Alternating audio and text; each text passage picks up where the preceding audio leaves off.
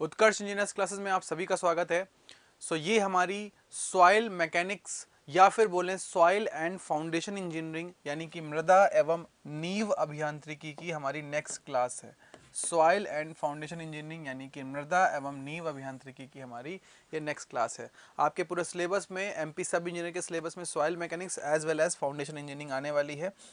तो हम लोग क्या कर रहे हैं, हम लोग अभी चैप्टर नंबर 1 हम कर रहे हैं और आज हमारा ये चैप्टर नंबर 1 कंप्लीट हो जाएगा, क्योंकि चैप्टर नंबर 1 में क्या क्या चीज़ें थी। आज ये हमारी थर्ड क्लास है, इसमें क्या क्या चीज़ें थी। इसमें ए पार्ट हमारा था origin of soil.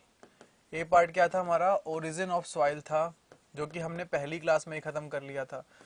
B part हमारा क्या था, soil water relation, soil water relation, soil water relation, है ना।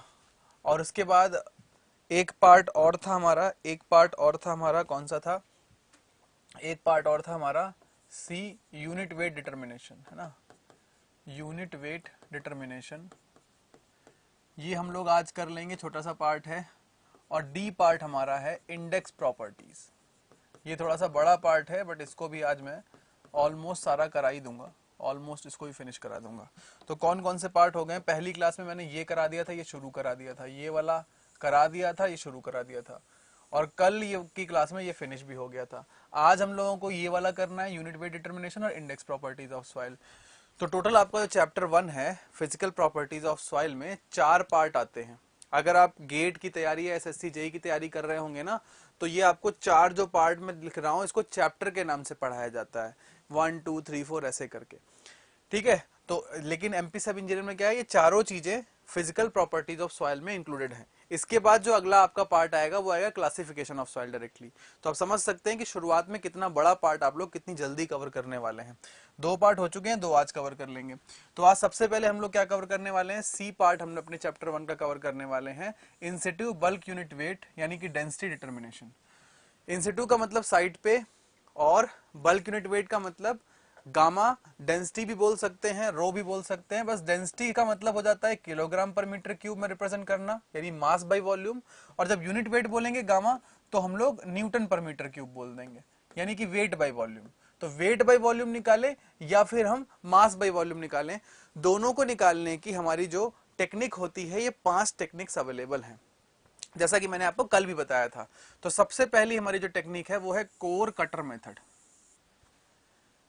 सबसे पहली टेक्निक हमारी क्या है, कोर कटर। गेट के 4 चैप्टर, जेई का 1 चैप्टर। हाँ, मतलब इस तरीके से सिलेबस दे रखा है कि ये चारों चीजें इसी एक चैप्टर के अंदर इंक्लूडेड हैं। इस तरीके से सॉइल का सिलेबस दे रखा है, ठीक है। तो हम लोग तो चारों ही चैप्टर पढ़ रहे हैं अलग अलग, है ना। 2 चैप्टर हम लोग कल पढ़ चुके हैं, 1 चैप्टर अभी पढ़ लेंगे, और ये वाला चैप्टर यूनिट वेट डिटर्मिनेशन छोटा ही है, और इंडेक्स प्रॉपर्टीज भी पढ़ लेंगे, ठीक है। तो इस तरीके से समझ लीजिए, ऑलमोस्ट यूपी में वैकेंसी आ गया है। देखिए, सबका क्लास तो वही सेम होता है, सिर्फ प्रैक्टिस क्वेश्चन की बात है, सबकी थ्योरी सेम होती है। तो सॉइल आप यहाँ से पढ़िए, आरसीसी सुबह से पढ़िए, है ना, सुबह वाली क्लास से आरसीसी पढ़िए, सॉइल यहाँ से पढ़िए, है ना। और फिर उसके बाद आपको सिर्फ क्वेश्चन प्रैक्टिस करने होंगे, वो प्रैक्टिस आप किसी भी एग्जाम की कर सकते हैं, वो हम करवा देंगे। तो थ्योरी तो आपकी सेम ही रहेगी। सबसे पहले हम लोग क्या देख रहे हैं, कोर कटर मेथड देख रहे हैं। कौन सा मेथड देख रहे हैं, कोर कटर मेथड देख रहे हैं। और ये हम लोग क्या मेजर कर रहे हैं, साइट पे यूनिट वेट, यानी साइट पे जो सॉइल है, साइट में जो सॉइल है, उस सॉइल का वेट बाय वॉल्यूम या मास बाय वॉल्यूम। सबसे पहले आप एक बात समझिए, यहाँ पे कुछ कुछ जो है नन्हे मुन्ने राही जो है, यहाँ पे एक टेस्ट कर रहे हैं। यहाँ पे आप देख सकते हैं, ये जो नन्हे मुन्ने बच्चे हैं, हालांकि बड़े शैतान लग रहे हैं शक्ल से दोनों, तो ये जो हैं बच्चे जो हैं, ये कुछ टेस्ट कर रहे हैं। ये टेस्ट जो कर रहे हैं, इसमें आप ध्यान से अगर आप देखोगे, तो सबसे पहले उन्होंने क्या किया, इन्होंने टॉप का जो वेजिटेशन कवर है पहले निकाल दिया है ना। ये जो टॉप का वेजिटेशन कवर है निकाल दिया, यानी कि अगर हमारी ये सॉइल है, मान लेते हैं कि अगर हमारा ये सॉइल का टॉप लेवल है, यहाँ पे this is the top level, और ये पूरी हमारी यहाँ पे सॉइल है, और ये पूरी हमारी यहाँ पे ये सॉइल है, ठीक है। ये पूरी हमारी भी ये सॉइल है। तो इसमें टॉप में क्या होता है बच्चों, टॉप में क्या होता है, टॉप में ये वेजिटेशन कवर होता है ऐसे करके। टॉप में जो होता है वो यहाँ पे ऐसे करके वेजिटेशन कवर होता है, ऐसे करके वेजिटेशन भी हो सकती है, बहुत सारा ऑर्गेनिक कंटेंट भी यहाँ पे हो सकता है। इस ये जो टॉप की शुरुआत की कुछ लेयर होती है ना, यहाँ पे बहुत सारी ऐसी चीजें होती हैं जो कि डिस्टर्ब कर सकती हैं यूनिट वेट को। क्योंकि देखो ऑर्गेनिक कंटेंट जो होता है, ऑर्गेनिक कंटेंट जो होता है वो सॉइल के रियल यूनिट वेट को डिस्टर्ब कर देता है, गलत वैल्यू दे देता है। तो शुरुआत का कुछ जो पार्ट है, टॉप का जो कुछ पार्ट है, हम लोग यहाँ से कट कर देते हैं, है ना। सर आपके वीडियो से पूरा सिलेबस हो जाएगा, कुछ अलग सर है नहीं पढ़ना पड़ेगा प्राची जी, नहीं पढ़ना पड़ेगा प्राची जी, कुछ भी नहीं एक्स्ट्रा आपको पढ़ना पड़ेगा, कुछ भी एक्स्ट्रा पढ़ने की जरूरत नहीं है। तो ये क्या करते हैं, टॉप से जो सॉइल का कुछ पार्ट है यहाँ से कट कर देते हैं। टॉप का सॉइल का कुछ पार्ट यहाँ से हम लोग, इतना सॉइल का पार्ट हम लोग कट कर देते हैं। जहां तक हमें लगता है ना कि वेजिटेशन हो सकती है, वहां तक का इतना पार्ट हम लोग यहाँ से कट कर देंगे। ठीक है, इतना पार्ट कट करने के बाद, इतना पार्ट कट करने के बाद अब हमारा क्या होगा, अब हमारा कोर कटर मेथड शुरू होगा। अब हमारा, मैंने तो कुछ यहाँ पे कोई भाषा लिखी नहीं, ये जो डायग्राम है ये इंग्लिश में बना हुआ है क्या, ये डायग्राम इंग्लिश में बना हुआ है क्या, नहीं बना हुआ ना। अभी हिंदी में भी लिखेंगे, टेंशन टेंशन मत लो, हिंदी में भी लिखेंगे, सब कुछ लिखेंगे हिंदी में, ठीक है। लिख दो इसको, हिंदी में लिख दो। अब कोर कटर मेथड की कोई हिंदी थोड़े ना होती है, कोर कटर मेथड की कोई हिंदी थोड़े ना होती है। कोर कटर विधि हो गई। अब हर चीज की कोई हिंदी थोड़े ना होती है, कोर कटर विधि। इसमें क्या होता है, इसमें हमारे पास एक मोल्ड होता है ना। हर चीज का जो है, हर चीज का जो है शुद्ध हिंदी नहीं होती। यहाँ पे हमारे पास मोल्ड होता है, मोल्ड का मतलब सांचा होता है हमारे पास, है ना। इस सांचे में हम लोग क्या करते हैं, इस सांचे में हम लोग क्या भरते हैं, सॉइल को भरते हैं। लेकिन सॉइल को भरने का जो तरीका होता है वो थोड़ा सा अलग तरीका होता है। यहाँ पे जो है ना एक रैमर लगा होता है, यहाँ पे एक रैमर लगा होता है। रैमर को हम क्या बोलते हैं, रैमर को हम लोग क्या बोलते हैं, वैसे तो हैमर को भी हथौड़ा बोलते हैं, लेकिन ये कौन सा हथौड़ा है, ये फ्लैटन करने वाला हथौड़ा है, चीजों को फ्लैट करने वाला हथौड़ा है। 1000 ग्राम, अरे अरे भाई इतनी गलत नॉलेज मत लिखिए, इतनी गलत चीजें मत लिखिए भाई, हाथ जोड़ के बोल रहा हूँ। 1000 ग्राम नहीं होता है। इस सांचे का वॉल्यूम अभी मैं आगे बताऊंगा। अब आपने बोल दिया है, इतने महत्वपूर्ण शब्द बोल दिए हैं, इस सांचे का वॉल्यूम V1000 सीसी होता है। इस सांचे का वॉल्यूम होता है, इस सांचे का वॉल्यूम होता है 1000 सीसी, ठीक है। इसका वेट नहीं होता है 1000 ग्राम। तो इस सांचे में क्या होता है, इस सांचे को सबसे पहले हम कहाँ रखते हैं, यानी इस मोल्ड को हम लोग सबसे पहले रखते हैं यहाँ पे टॉप में। कहाँ रखते हैं, इस मोल्ड को हम लोग यहाँ पे, इस मोल्ड को हम लोग यहाँ पे टॉप में सबसे पहले रख देते हैं, ऐसे करके, ठीक है। उसके बाद इस मोल्ड में हम लोग क्या लगाते हैं, ये जो इसके ऊपर ये रखी हुई है ना, ये गोल गोल जो आपको रिंग दिखाई दे रही है, इसको हम क्या बोलते हैं, इसको हम बोलते हैं डॉली। क्या बोलते हैं, डॉली, या फिर बोल सकते हैं मोल्ड का कवर, हिंदी में भी इसको डॉली ही बोलते हैं, ठीक है। डॉली या फिर इसका कवर जो है इसके ऊपर रख देते हैं। डॉली से फायदा क्या होता है, अगर आप इसको रख के इसके ऊपर हैमर से हथौड़ा मारेंगे तो इसकी शेप चेंज हो जाएगी, टेढ़ा मेढ़ा हो जाएगा, तो वॉल्यूम में चेंजेस आ सकते हैं। तो हम इसके ऊपर डॉली लगा देते हैं, और फिर डॉली लगाने के बाद, डॉली लगाने के बाद हम फिर डॉली पे, इसके ऊपर हमने ऐसे करके डॉली लगा दी, यहाँ पे ये लगा दी हमने डॉली ऐसे करके, समझ में आ रहा है, ये डॉली लगा दी। और इस डॉली पे हम लोग क्या करते हैं, इस डॉली पे हैमरिंग करते हैं, इस डॉली पे मेरे भाई हैमरिंग करते हैं। और इस मोल्ड पे हम लोग हैमरिंग नहीं करते हैं। डॉली पे हैमरिंग करने से फायदा क्या होता है कि हमारा जो मोल्ड है उसमें कोई शेप चेंजेस नहीं आते, उसमें कोई इफेक्ट नहीं आता। समझ में आ रहा है। तो अब हम यहां से ऐसे करके हैमरिंग कर सकते हैं इस पे। बात समझ में आई, कार है, बात समझ में आई, बोलो भाई, समझ में आया। अब हम यहां से इससे ऊपर से ऐसे हैमरिंग कर सकते हैं। जब हम हैमरिंग करेंगे तो ये जाएगा इसके अंदर, इंसर्ट हो जाएगा। ये अंदर से हॉलो है, ये अंदर से हॉलो है, तो ये अंदर जाके जो है इंसर्ट हो जाएगा, इसके ऐसे अंदर चला जाएगा ऐसे करके यहाँ पे।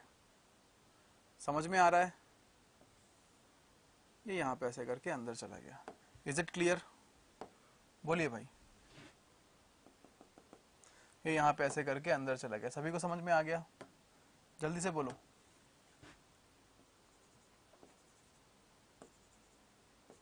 तो इसके अंदर अब क्या आ गई, सॉइल आ गई, आपको यहाँ पे दिख भी रहा होगा, इन्होंने इसके अंदर इंसर्ट किया, यहाँ पे सॉइल आ गई। अब जो ऊपर का बुझा रहा है थोड़ा, हाँ बिल्कुल, अब इसके ऊपर जो है, इसके टॉप में क्या होता है, कई बार क्या होता है, सॉइल जो टॉप के लेवल की सॉइल है वो थोड़ी सी कम पड़ जाती है, तो हम लोग करते क्या है, हम लोग डॉली में भी सॉइल भर देते हैं, यहाँ पे ऐसे करके ऊपर सॉइल भर देते हैं डॉली में, और ऊपर से टैम्प कर देते हैं। इसने बुर्बक ने तो इसी चीज़ से टैम्प कर दिया होगा, ये जो हाथ में इसने कलची ले रखी है ना, इसी से टैम्प कर दिया होगा। लेकिन जनरली टैंपिंग इससे नहीं होती है, टैंपिंग इससे होती है, जो रैमर बगल में रखा हुआ है ना, इससे टैंपिंग होती है ना। सर डॉली का सिर भी टूट जाएगा सब हैमरिंग करने से। अरे थॉर का हथौड़ा थोड़े ना है कि सब कुछ टूट ही जाएगा। तुम लोग ना ये अवेंजर मूवी देख वेख के ना सब टूटने फूटने वाली चीज़ें तुम्हारे दिमाग में आती रहती हैं। थोड़ा बहुत जो है हॉलीवुड की मूवीज़ भी देखा, थोड़े बहुत बॉलीवुड की मूवीज़ भी देखा करो, है ना। तो फिर टूटने वूटने की जो है ना, वो जो है चीज़ें जो है ख़त्म हो जाएंगी। एवेंजर से बाहर आओ थोड़ा, थॉर कैप्टन अमेरिका से बाहर आओ, सब तोड़ना फोड़ना तुम लोग के दिमाग में घुसता रहता है। कभी DDLJ भी देख लो, DDLJ में भी खैर तोड़ा गया था, अच्छे से तोड़ा गया था, समझ रहे होंगे क्या तोड़ा गया था।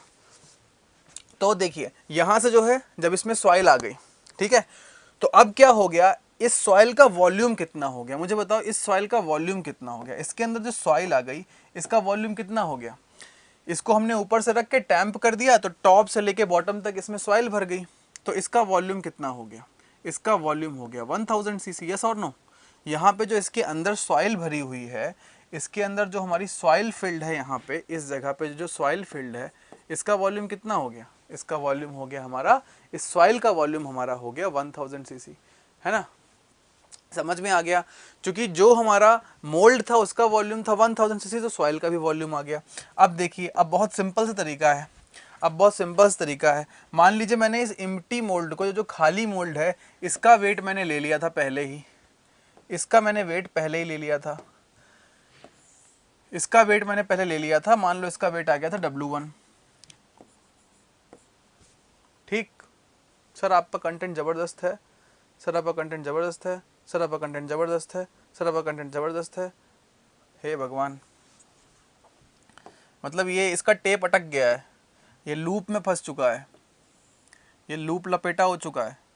लपेट लो इस लड़के को, मैं बैक एंड पे बोल रहा हूँ, लपेट लो इस लड़के को, लपेट लो, स्पैमिंग कर रहा है, लूप लपेटा को लपेट लो भाई, ठीक है। तो ये W1 हो गया। और जब इसमें सॉइल भर गई मेरे भाई, जब इसमें सॉइल भर गई, इसके अंदर सॉइल भर के आ गई, पहले खाली था, खाली कंटेनर, एम्प्टी कंटेनर, उसका वेट कितना था W1, और कंटेनर प्लस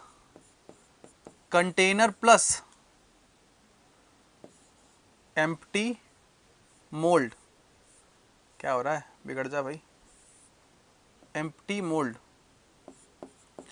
और मोल्ड प्लस सॉइल का वेट कितना हो गया, W2 हो गया।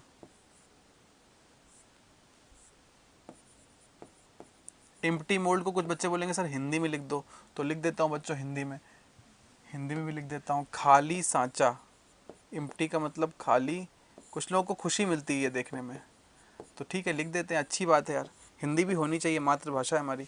खाली सांचा और मोल्ड प्लस ये W2 क्या हो गया, ये तो एम्प्टी मोल्ड हो गया, W2 क्या हो गया, W2 हो गया सांचा प्लस मोल्ड प्लस सॉइल का वेट, यानी कि सांचा प्लस मृदा का वेट, सांचा प्लस मृदा का वेट,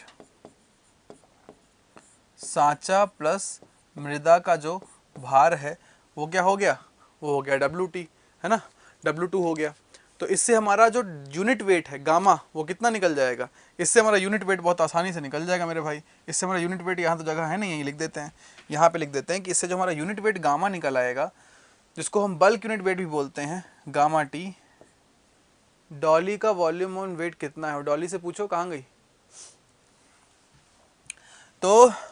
तो इसका वॉल्यूम कितना है, इसका वॉल्यूम है, इसके अंदर पहले एयर थी 1000 सीसी की, अब वो एयर हट गई, इसमें क्या आ गया, सॉइल आ गया, तो वॉल्यूम तो उतना ही रहेगा मेरे भाई, 1000 सीसी रहेगा, है ना, क्लियर। डॉली का वेट जो होगा, डॉली का जो वेट होगा, ये वेट और वॉल्यूम फिक्स होता है 1000 सीसी, वेट कुछ भी हो सकता है, वेट इसकी वॉल थिकनेस पे डिपेंड करेगा, है ना, वेट इसकी वॉल थिकनेस पे डिपेंड करेगा। तो ये वेट कुछ भी हो सकती है, कुछ जो होते हैं मोल्ड उनकी थिकनेस, वॉल थिकनेस ज़्यादा होती है, थोड़ा भारी होते हैं, और कुछ की थिकनेस कम होती है। तो वॉल्यूम तो फिक्स है, अंदर का स्पेस 1000 है ना, 1000 सीसी अंदर का स्पेस फिक्स है, लेकिन वेट कुछ भी हो सकता है। समझ में आ गया? Is it clear? चलिए, तो गामा टी कितना हो जाएगा, इसके अंदर सॉइल का वेट कितना है, W2 minus W1। Mould plus soil के वेट में से अगर मोल्ड का वेट माइनस कर देंगे तो W2 माइनस W1 क्या हो जाएगा, सॉइल का वेट हो जाएगा। तो W2 माइनस W1 सॉइल का वेट हो गया, और वॉल्यूम ऑफ मोल्ड V हमें पहले से पता है। तो क्या हमारा बल्क यूनिट वेट निकल आएगा, बताओ, क्या हमारा बल्क यूनिट वेट निकल आएगा? अच्छा, अगर आपने इस वेट को किलोग्राम में रखा है, अगर आपने इस वेट को किलोग्राम में रखा है, यहाँ रैमर का वेट कुछ नहीं होता, यहाँ रैमर का वेट कुछ डिफाइंड नहीं है। रैमर का वेट डिफाइंड कब होता है, जब हम कॉम्पैक्शन टेस्ट करते हैं। तो कॉम्पैक्शन टेस्ट में ये नहीं होता है रैमर, ये रैमर छोटा भी यूज़ कर सकते हैं, बड़ा भी यूज़ कर सकते हैं, कोई डिफाइंड वेट का नहीं होता। जब हम कॉम्पैक्शन टेस्ट करते हैं तब इस रैमर का वेट डिफाइन किया जाता है, ठीक है। तो अभी जो है इसका कोई डिफाइंड नहीं है। मोल्ड का डायमीटर कितना होता है बेटा, मोल्ड का डायमीटर और मोल्ड की हाइट जो है वो मैं आपको जब कॉम्पैक्शन टेस्ट पढ़ाऊंगा ना तब बता दूंगा, ठीक है। यहाँ पे इसका डिटेलिंग नहीं बता रहा हूँ क्योंकि अभी कॉम्पैक्शन टेस्ट पढ़ाने वाला हूँ, वहाँ पे बता दूंगा सारा, कितने सेंटीमीटर आया, कितने सेंटीमीटर हाइट, सब बता दूंगा, ठीक है। पहले बताओ इतना क्लियर है, इतना क्लियर है? अभी सिर्फ इतना समझ लो, इसका वॉल्यूम 1000 सीसी होता है ना। सारे जो रामायण के कांड होते हैं, बालकांड, सुंदरकांड, लंका दहन कांड, सब एक साथ अगर सुन लोगे ना दिमाग चकरा जाएगा। पहले बालकांड चल रहा होता है, सिंपल चीज़ें, फिर उसके बाद सुंदरकांड, फिर आगे के कांड चलते हैं, सारे कांड जो रामायण के हैं ना, एक के बाद एक के बाद एक के बाद एक चलते हैं। तो पहले जो जो बता रहा हूँ सुन लो, धीरे धीरे आगे भी ये आएगा, कॉम्पैक्शन में डिटेल्स भी आएंगी, ठीक है। V volume of the mould है, बिल्कुल सही बात है, this V is the volume of mould, this V is the volume of mould, ठीक है। समझ में आ गया? कोर कटर विधि समझ में आ गई। चलिए अगले विधि में समझते हैं। अच्छा, मुझे बताओ कि अगर वेट को मैंने किलोग्राम में ले रखा है तो किलोग्राम पर मीटर क्यूब डेंसिटी आ जाएगी। अगर वेट को आप न्यूटन में रख रहे हैं यहाँ पे वैल्यूज, तो न्यूटन पर मीटर क्यूब यूनिट वेट आ जाएगा। तो ये यूनिट आपकी किलोग्राम पर मीटर क्यूब भी हो सकती है। अगर ये यूनिट में आप निकाल रहे हैं तो इसका मतलब आप डेंसिटी निकाल रहे हैं, यू आर नॉट निकालिंग यूनिट वेट। और अगर न्यूटन पर मीटर क्यूब में निकाल रहे हैं तो यू आर निकालिंग unit weight. Clear? Hindi English में मिक्स पढ़ोगे तो यही होगा। कैलकुलेटिंग का निकालिंग, मेरे मुंह से आवाज़ निकलेगी, कैलकुलेटिंग नहीं, निकालिंग, ठीक है। क्लियर? क्लियर? चलिए चलिए आगे बढ़ते हैं, आगे बढ़ते हैं। अगली विधि कौन सी है? अगली विधि हमारी वाटर, अगली विधि हमारी कौन सी है? वाटर और अल्कोहल डिस्प्लेसमेंट मेथड, वाटर और अल्कोहल डिस्प्लेसमेंट मेथड। अल्कोहल का नाम सुनते ही दो चार के मुंह में पानी आ गया होगा। सर अल्कोहल कहाँ डिस्प्लेस हो रहा है, हमें भी बता दीजिए, कहाँ अल्कोहल डिस्प्लेस हो रहा है? यहाँ तो एक भी बोतल खिसकती नहीं किसी दुकान से, गलती से भी नहीं खिसक के हमारे घर में आ जाती है, आप अल्कोहल ही पूरा डिस्प्लेस कर दे रहे हैं। तो जो दूसरा मेथड है आपका, दूसरा मेथड है वो है वाटर और अल्कोहल डिस्प्लेसमेंट मेथड। अब हमारे पास जो है वाटर तो प्रचुर मात्रा में अवेलेबल है, यानी कि पानी जो है वो तो प्रचुर मात्रा में अवेलेबल है, फिर हम अल्कोहल का यूज़ क्यों कर रहे हैं? नहीं सर, आपने तो सिर्फ मस्ती करने के लिए अल्कोहल लिख दिया यहाँ पे, है ना, हमारा हंसी मजाक उड़ाने के लिए। नहीं, अल्कोहल इसलिए यूज़ करते हैं कि पानी क्या होता है, पानी एक्चुअली में क्या होता है, पानी की अंदर कोहेजन बहुत ज़्यादा होने की वजह से, और पानी का जो पानी की जो एक तरीके से डेंसिटी और विस्कोसिटी होती है ज़्यादा होने की वजह से पानी यहाँ पे मिनिस्कस फॉर्म करता है। पानी जैसे स्ट्रेट नहीं होता है, पानी जो है हमेशा जब भी कभी आप पानी देखेंगे तो पानी ऐसे करके ऐसे कर्व फॉर्म बनाता है। ऐसे पानी की जो टॉप सरफेस होती है वो कैसी सरफेस होती है? कॉनकेव सरफेस होती है ना, है ना, यहाँ पे मिनिस्कस बनाता है। तो ये मिनिस्कस कम से कम रहे इसलिए हम अल्कोहल का यूज़ करते हैं, ठीक है। तो वाटर यूज़ कर सकते हैं, अल्कोहल भी यूज़ कर सकते हैं। अब इसका कॉन्सेप्ट पहले समझिए। मान लो कि आपके पास कोई ऑब्जेक्ट है, मान लो कि आपके पास कोई ऑब्जेक्ट है और इस ऑब्जेक्ट का आपको वॉल्यूम नहीं पता, इस ऑब्जेक्ट का आपको, इस बॉडी का आपको वॉल्यूम नहीं पता, वीबी, है ना। वैसे भी यार normal day to day life में हर चीज़ का वॉल्यूम थोड़ा ना पता होता है। तुम्हारा वॉल्यूम कितना है, अभी कोई पूछ रहा था डॉली का वॉल्यूम कितना है, तो अपना खुद का वॉल्यूम पहले देखो, है ना, खुद का वॉल्यूम कितना है। आपको पता ही नहीं है। तो इंसान को अपना वॉल्यूम नहीं पता होता। वेट मेजर करने के लिए तो बहुत डिवाइस है, तराजू के ऊपर खड़े हो जाओ, किसी चक्की में जाके खड़े हो जाओ तराजू को, भैया भैया तौल देना, है ना, तो वो तो पता चल जाएगा, लेकिन वॉल्यूम मेजर करना थोड़ा सा मुश्किल होता है।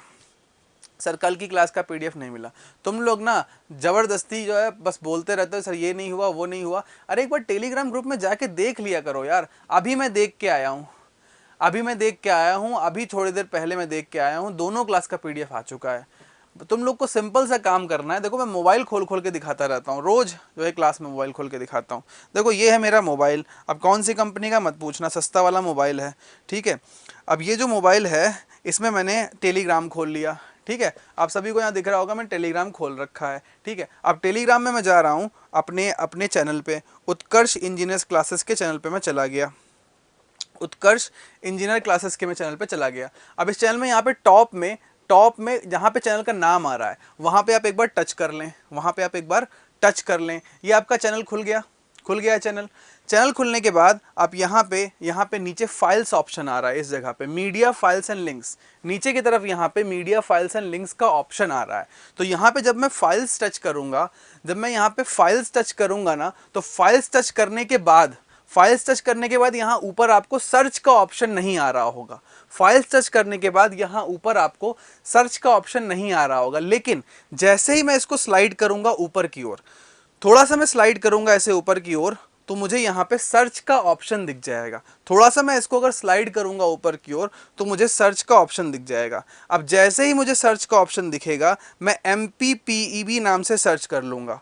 अब मैंने यहाँ पे आपको दिख नहीं रहा होगा शायद, MPPEB नाम से सर्च किया तो ओनली MPPEB की फाइल आ गई। अब इसमें मैंने स्लाइड करके देख लिया तो मुझे यहाँ पे साफ साफ दिख रहा है कि मेरे पास सॉइल मैकेनिक्स की दो फाइलें हैं। एक मेरे पास जिस दिन क्लास पहली हुई थी उसी दिन शाम को आ चुकी है, वो फाइल मैंने खोल के देख ली है, बहुत बढ़िया बहुत सुंदर फाइल लग रही है। और उसके बाद दूसरी फाइल कल वाली जो है वो कल तो नहीं आ पाई थी, लेकिन आज सुबह 10 बजे आ चुकी है। तो वो वाली फाइल आज सुबह 10 बजे आ चुकी है, वो मैं देख रहा हूँ, वो भी अति सुंदर फाइल लग रही है मुझे। तो कोई भी फाइल मोस्टली तो उसी दिन आ जाती है शाम तक, अगर नहीं आ पाई तो अगले दिन सुबह सुबह तो आ ही जाती है, ठीक है। समझ में आ गया। तो मैंने आपको टेलीग्राम में फाइल को ढूंढने का बहुत आसान तरीका बता दिया।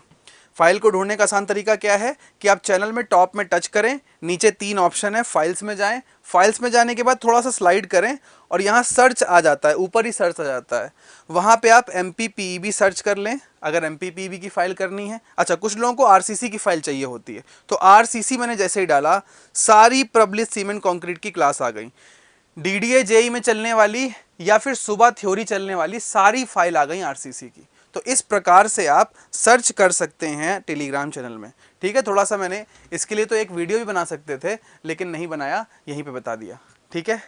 चलिए ठीक है, ओके। और दूसरी चीज़ ये है कि अगर क्लास में आप लोग जो है कुछ भी ऐसी चीज़ बोलते, देखो मैं कुछ भी बोल सकता हूँ क्लास में, अगर आप लोग कुछ भी ऐसा बोलेंगे जिससे क्लास डिस्टर्ब होगी तो उठा उठा के आप लोगों को बाहर फेंका जाएगा। अब यहाँ पे आते हैं, देखिए ये जो आपका वॉल्यूम है ना, सर एक बार रिपीट समझ नहीं आया, अच्छा रिपीट करूँ तो तुम एक काम करना, अपने पिताजी से जब चप्पलें उड़ती हुई आती हैं तो भगवान करे कि तुम्हारे मुंह में घी शक्कर, तुम्हारे मुंह में ऐसा वरदान हो जाए कि जब भी पिताजी की चप्पल उड़ती हुई आए तो तुम्हारे मुंह से दोबारा निकले रिपीट, और भगवान ऊपर से बोले तथास्तु। तब रिपीट का मतलब आपको समझ में आएगा कितनी मेहनत लगती है। चलो VB, इसका वॉल्यूम निकालना है मुझे, तो मैं क्या करूंगा, सर जी थोड़ा फास्ट पढ़ाएं। जिनको फास्ट पढ़ना है उनको क्लास में रहने की ज़रूरत नहीं है, क्योंकि फास्ट पढ़ना, आप ज़िंदगी भर फास्ट पढ़ने के चक्कर में आपकी ज़िंदगी कहीं फास्ट निकल गई है, कोई एग्ज़ाम नहीं निकला है। तो जिन लोग को फास्ट पढ़ना है चक्कर में मत पढ़ें, उनको क्लास की ज़रूरत नहीं है। समझ के पढ़ो, चाहे आप जितना पढ़ो उतना ही एग्ज़ाम में करके आओ। फास्ट पढ़ोगे सिलेबस में कंप्लीट करा दूंगा, जितनी बाहर यूट्यूब में क्लासेस चल रही हैं वैसा ही काम होगा। तो जिनको फास्ट पढ़ना है वो मत पढ़ें। इसको उठा के डाल दिया मैंने इसमें, जैसे उठा के डाला तो देखो यहाँ पे वॉल्यूम इसका 150 था। अब जस्ट फॉर एग्जांपल 150 से बढ़ के जस्ट फॉर एग्जांपल 175 हो गया, फॉर एग्जांपल बता रहा हूँ। तो ये कितना चेंज आया वॉल्यूम का, यहाँ पे वॉल्यूम का चेंज कितना है, वॉल्यूम का चेंज आ गया 150 से, मान लो अगर यहाँ पे लिखी हुई है वैल्यू 175, तो इसका चेंज कितना है, 25 ml का चेंज आया। अगर ये वैल्यू यहाँ पे ml में दे रखी है, अगर ये वैल्यू ml में दे रखी है तो 25 ml का चेंज आ गया। तो ये जो 25 ml का चेंज आया, या जितना भी डेल्टा V का चेंज आया, वही हमारा क्या हो गया, the amount of displaced water ही क्या हो गया, इस बॉडी का वॉल्यूम हो गया। समझ में आ गया। तो इसी प्रकार से हम लोग क्या करते हैं कि हमारी जो साइट है, हमारी साइट से हम लोग सॉइल का सैंपल लेके आ जाते हैं। आपको मैंने अभी अभी बताया था कि इस साइट में हम लोग क्या करते हैं, इस साइट में हम लोग वेजिटेशन कवर से टॉप से कुछ पार्ट कट कर लेते हैं। तो भाई हमने टॉप से कुछ पार्ट यहाँ पे कट भी कर लिया, टॉप से हमने कुछ पार्ट यहाँ से कट भी कर लिया ऐसे करके, ठीक है, जहाँ तक हमें लगता है ये वेजिटेशन कवर होना चाहिए। और ये डेप्थ कितनी होती है, ये डेप्थ कहीं पे भी कुछ भी डिफाइंड नहीं लिखी है। जनरली लोग क्या करते हैं, इस डेप्थ को 20 सेंटीमीटर से 100 सेंटीमीटर के आसपास कोई भी डेप्थ ये लोग कंसिडर कर लेते हैं। ये डिपेंड करता है कि आपको कितना एक्सपीरियंस है। एक्सपीरियंस के आधार पे ये जो एक्सकेवेशन डेप्थ होती है 20 से 100 सेंटीमीटर कुछ भी हो सकती है। इतना कट करने के बाद फिर यहाँ से लाया जाता है सैंपल। इतना करने के बाद फिर यहाँ से सॉइल का सैंपल ऐसे करके हमने कट कर लिया। हमने इतना सॉइल का सैंपल यहाँ से क्या किया, इतना सॉइल का सैंपल हमने यहाँ से कट कर लिया। ये वाला सैंपल हमने यहाँ से, ये सैंपल हमने यहाँ से कट कर लिया, ठीक है। इतना ये सॉइल सैंपल हमने यहाँ से कट कर लिया, ये मार्जिन डेप्थ को कवर करके ये हमने सॉइल सैंपल कट कर लिया। अब इस सॉइल सैंपल को हम लोग डायरेक्टली पानी में डाल दें, उठा के इस गंगा में डुबा दें, डायरेक्टली इसमें डाल दें, तो क्या होगा, जब हम डायरेक्टली डालेंगे तो ये तो भैया कैसा चीज़ था, ये नॉन पोरस चीज़ था। इसके अंदर पोर्स तो थे नहीं, तो इसके अंदर पानी तो घुसा नहीं। जितना इसका वॉल्यूम था इसने उतना पानी जो है रेज करा दिया। लेकिन अगर हम सॉइल का सैंपल डाल देंगे तो सॉइल के सैंपल के अंदर पानी इंसर्ट कर जाएगा, पेनिट्रेट कर जाएगा, है ना, इसके बल्क में पानी घुस जाएगा, तो डिस्प्लेसमेंट जो है वो करेक्ट नहीं आएगा। तो ये सैंपल हम लोग निकाल लेते हैं। सबसे पहले इस सैंपल को हम लोग निकाल के ले आए। तुम इधर आओ, तुम आओ इधर, इसको ले आए इधर हम लोग, ठीक है। ये सॉइल सैंपल को हम लोग यहाँ से इधर ले आए, बोले चलो तुम निकलो इधर। इसको निकालने के बाद, इसको पहले मैं यहाँ से निकाल लेता हूँ, वरना बोलेगा मुझे वहीं छोड़ दिया आपने, क्या सोबित सर। तो यहाँ पे मैंने इस तरीके से लगा दिया, मॉम लगा के, किसकी मॉम। उसके बाद फिर मैंने यहाँ पे इसकी वैक्सिंग कर दी। वैक्सिंग, कौन सी वैक्सिंग, कौन सी वैक्सिंग,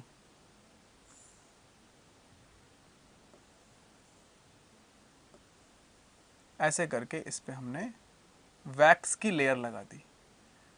2-3 लेयर लगा देते काम चल जाता है। 2 से 3 अगर हम लेयर लगा देंगे ना तो हमारा काम चल जाएगा। मतलब ओवरऑल इसको वाटर प्रूफ बनाना है। ओवरऑल मुद्दा क्या है, ओवरऑल मुद्दा ये है कि वैक्स की लेयर लगा के इसको क्या बनाना है, वैक्स की लेयर लगा के इसको वाटर प्रूफ बनाना है, बस मुद्दा ये है। समझ में आ गई बात। ये हमने यहाँ पे वैक्स लेयर लगा दी। ये वैक्स की लेयर क्या करेगी, ये वैक्स की लेयर क्या करेगी, हाँ मोमबत्ती वाली मोम। वैक्स की लेयर क्या करेगी, यानी कि मोम की लेयर क्या करेगी, ये वैक्स लेयर क्या करेगी, इसमें पानी जो है क्या करने से रोकेगी, इसमें पानी इंसर्ट करने के लिए रोकेगी। अब मान लो कि इस सैंपल का वॉल्यूम V था, इस सैंपल का वॉल्यूम V था, लेकिन यहाँ पे मोम की लेयर लगाने की वजह से, मोम की लेयर लगाने की वजह से यहाँ पे क्या हो गया, इसका जो टोटल वॉल्यूम है, इसका टोटल वॉल्यूम जो है वो V plus volume of wax, volume of wax जो है वो आपका बढ़ गया। VW वॉल्यूम ऑफ वाटर नहीं है, VW क्या है, वॉल्यूम ऑफ वैक्स है। तो इस पूरे सैंपल का जो वॉल्यूम है वो क्या हो गया, V प्लस VW हो गया। तो जब आप इसको सर हिंदी में कब पढ़ाएंगे, अरे मेरे भाई हिंदी में ही चल रहा है, ये हिंदी एवं अंग्रेजी माध्यम दोनों है। आपको हर एक चीज़ तो देखो यहाँ पे, ये कौन सी भाषा है, ये मुझे उर्दू नहीं लग रही है। यदि आप में से किसी को ये उर्दू लग रही है, यहाँ पे जो मैंने मोम लिखा हुआ है, अगर ये आपको उर्दू लग रही है तो मुझे तो ये हिंदी लग रही है, ठीक है। हिंदी में मैं पढ़ा दूंगा, उर्दू में भी मैं कोशिश कर रहा हूँ, हमारे एक भाई हैं, भाईजान हैं हमारे, वो हमें उर्दू सिखा रहे हैं, तो हो सकता है मैं उर्दू में भी आपको पढ़ाने की कोशिश करूं, है ना। अभी हिंदी और इंग्लिश में चल रहा है ना। तो हिंदी और इंग्लिश में जो है अगर आपको बोल रहे हैं कि सर हिंदी में पढ़ाइए, तो ये हिंदी ही है बेटा, है ना। ये पंजाबी या फिर उर्दू या फिर रशियन या फिर अमेरिकन नहीं लिखी हुई है ना। तो कोशिश तो हम यही कर रहे हैं हिंदी इंग्लिश दोनों में पढ़ाएं। अच्छा ये यहाँ इसकी हिंदी नहीं लिखी है, अच्छा इसकी, अच्छा पानी की हिंदी, वाटर की हिंदी पानी होती है, ये शायद किसी को नहीं पता होगा। वाटर की हिंदी जो जल होती है ना, है ना, यस और नो। वाटर की हिंदी जल होती है, एल्कोहल को तो हम एल्कोहल ही बोल सकते हैं ना, इसकी हिंदी अल्कोहल ही होती है, एल्कोहल, है ना। उसके बाद डिस्प्लेसमेंट का मतलब स्थानांतरण, स्थानांतरण विधि, है ना। बहुत मुश्किल था ये ट्रांसलेशन, अरे बाप रे। अब सही है। तो ज़्यादातर मैं हिंदी लिख रहा हूँ, है ना। कहीं कहीं पे जो है हिंदी अगर शुरुआत में नहीं लिखूंगा तो बाद में ज़रूर लिख दूंगा, है ना। तो ये ध्यान रखिए कि किसी भी विधि में ना मैं हिंदी ज़रूर लिखूंगा, तो ये हिंदी में ही चल रहा है, ठीक है। ऊपर लिखा हुआ है ना डिग्री एवं डिप्लोमा दोनों विद्यार्थियों के लिए, तो हिंदी इंग्लिश दोनों लिखी जाएगी।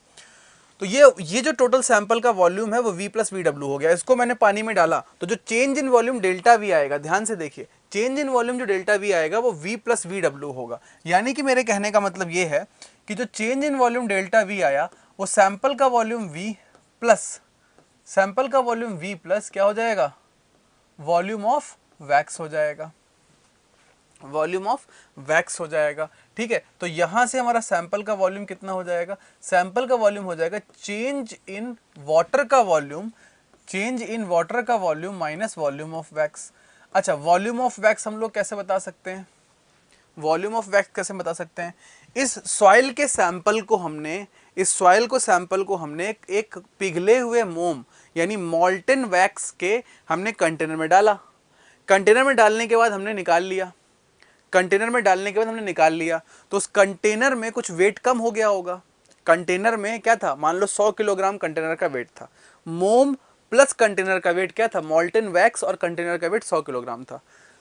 हमने इसको डुबोया और निकाल लिया, वेट बचा 99.5, तो आधा किलो वैक्स कहाँ आ गई, यहाँ आ गई, है ना। आधा किलो वैक्स यहाँ पे आ गई। सर सिंगल सब्जेक्ट मिल पाएगा क्या, जब तुमको पूरा गांव मिल रहा है, तुम बोल रहे हो एक घर मिल पाएगा क्या, इनको पूरे गांव के प्रधान बना दिया गया है और ये बोलना सर एक घर मिल पाएगा क्या, एक से एक है।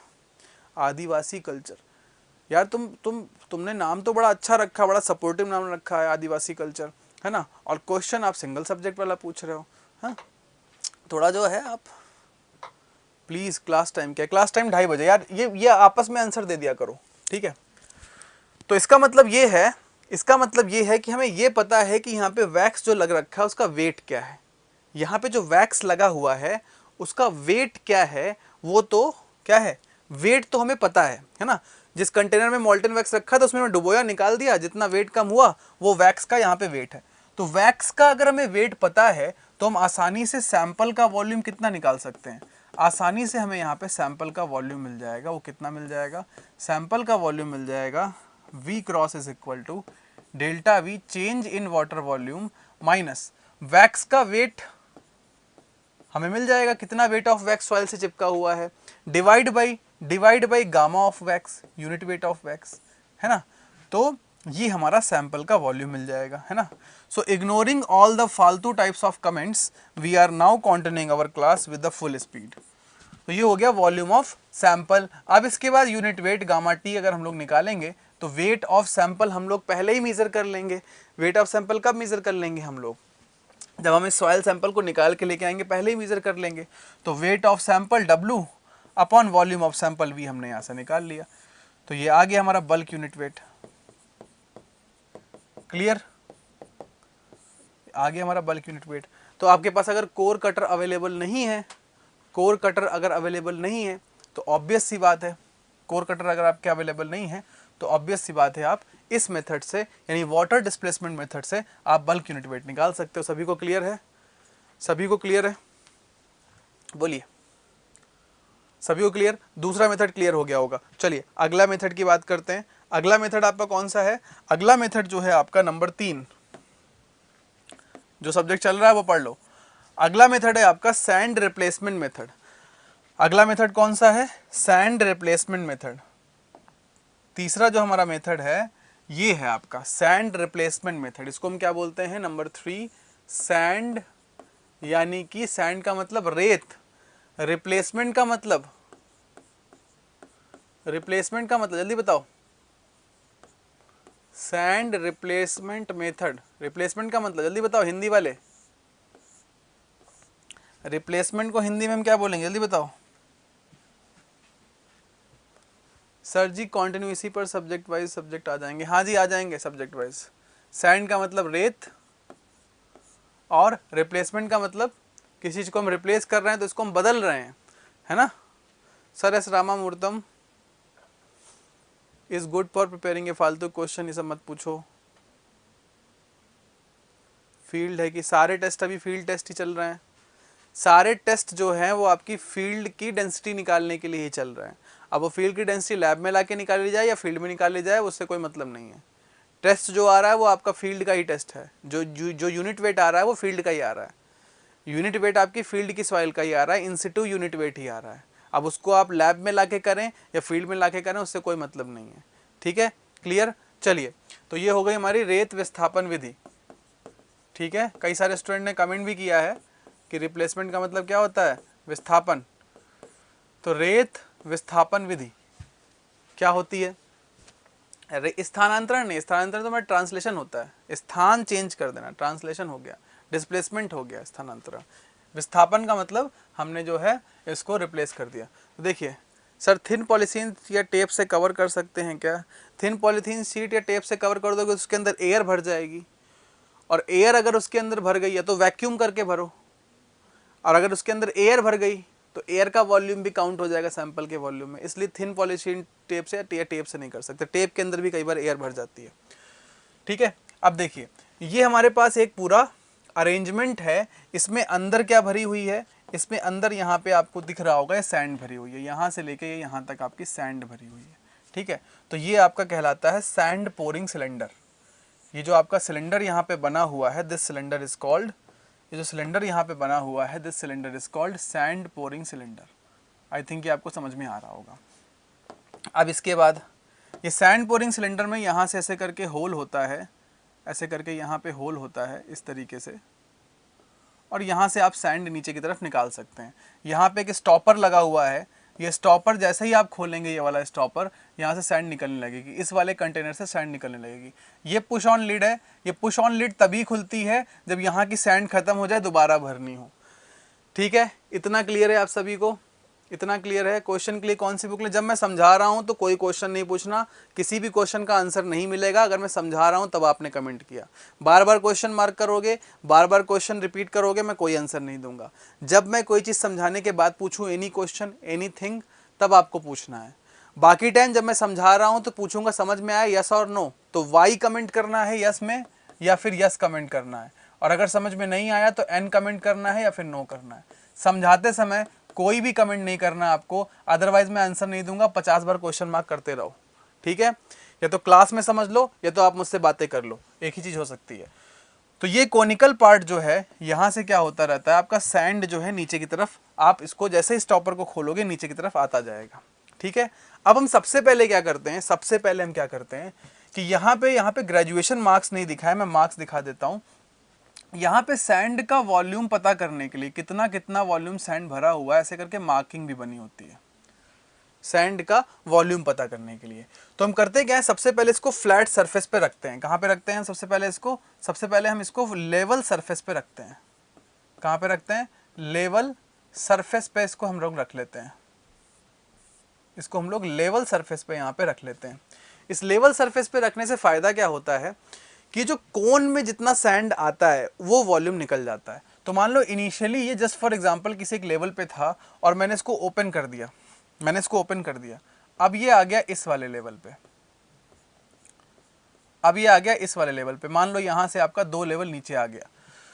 तो इतना जो भी वॉल्यूम है वो किसका वॉल्यूम होगा? किसका वॉल्यूम होगा? इसको मैंने लेवल सरफेस पे रख के ये अगर खोल दिया तो इतना जो आपका सैंड यहाँ पे भरा हुआ है, ये वाला सैंड, इस सैंड का वॉल्यूम ही तो होगा, इस सैंड का ही तो वॉल्यूम होगा। तो इसको हम बोल सकते हैं वॉल्यूम ऑफ कोन। यानी कोन में जितना सैंड भर रहा है उसका वॉल्यूम। सबसे पहले वॉल्यूम ऑफ कोन निकालना जरूरी होता है। क्यों जरूरी होता है? हाँ, ग्लास प्लेट पे भी रख के कर सकते हैं, अगर फ्लैट सरफेस अवेलेबल है, पत्थर अवेलेबल है तो पत्थर पे भी रख सकते हैं। ऐसा नहीं कि कांच नहीं मिल रहा है तो कांच ही ढूंढ रहा है, भैया कांच है क्या तुम्हारे पास, के भैया कांच है क्या तुम्हारे पास, ए भैया कांच है क्या तुम्हारे पास, क्या करना है, गला काटना है। तो इसलिए जरूरी नहीं कि कांच का सरफेस हो, कोई भी फ्लैट सरफेस, पत्थर का भी हो सकता है, कुछ भी हो सकता है। ठीक है, तो कोन का वॉल्यूम निकाल लिया। अब क्या करेंगे, अब जो आपने गड्ढा किया था, जहां से सैंपल निकाला था, आपको याद है ना कि हमने यहां से सैंपल निकाल के इसका वेट किया था। वॉल्यूम निकालने के लिए हमने वाटर डिस्प्लेसमेंट मेथड को यूज किया था। ये देखो, यहां से सैंपल हमने निकाला था, इसका वेट हम लोगों ने डब्लू कर लिया था इस सैंपल का। इसका वॉल्यूम निकालने के लिए वैक्स वैक्स लगाया और फिर डिस्प्लेस किया, है ना। तो यहां पे क्या करेंगे, इसका वेट निकालने के बाद अब वाटर डिस्प्लेसमेंट मेथड हम नहीं यूज करेंगे। इसका वेट हमने सैंपल को कट करके निकाल लिया और वेट डब्लू मेजर कर लिया। तो गामा टी निकालने के लिए वेट मेरे पास पहले से है। मुझे क्या चाहिए, मुझे ओनली सैंपल का वॉल्यूम चाहिए। समझ में आ रहा है? अब ये वॉल्यूम हम लोग सैंड डिस्प्लेसमेंट मेथड से निकालने की कोशिश कर रहे हैं। ये वाला जो वॉल्यूम यहाँ पे है, ये वॉल्यूम निकालने की कोशिश कर रहे हैं।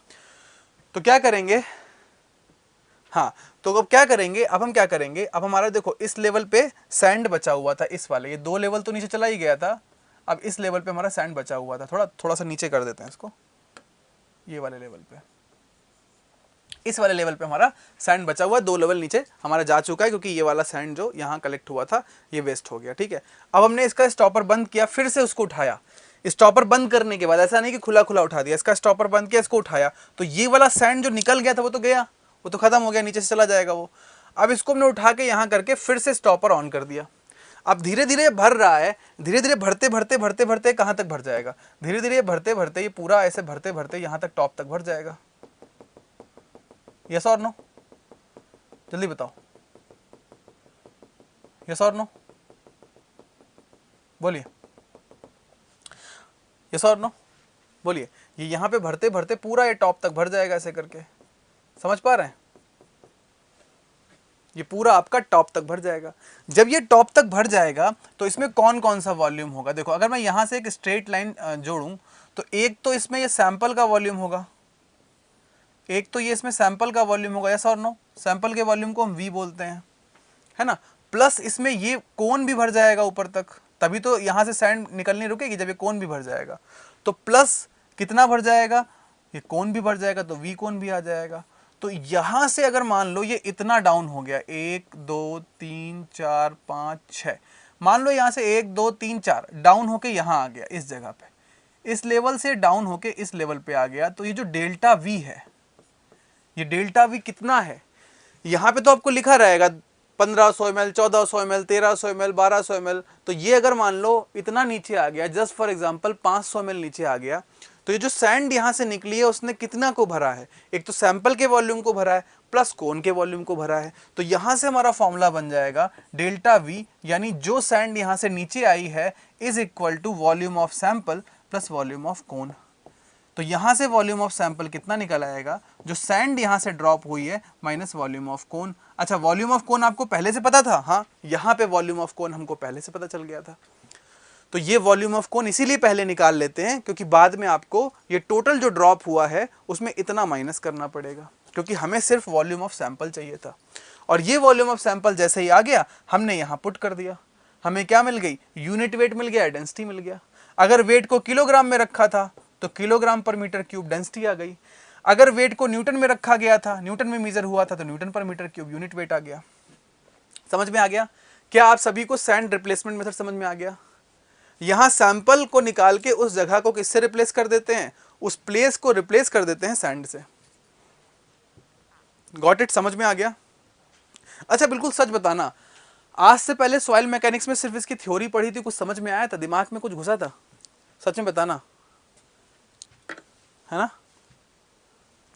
बताओ बताओ। भेजा पूरा घूम जाता था ना, भेजा पूरा घूम जाता था ना, है ना?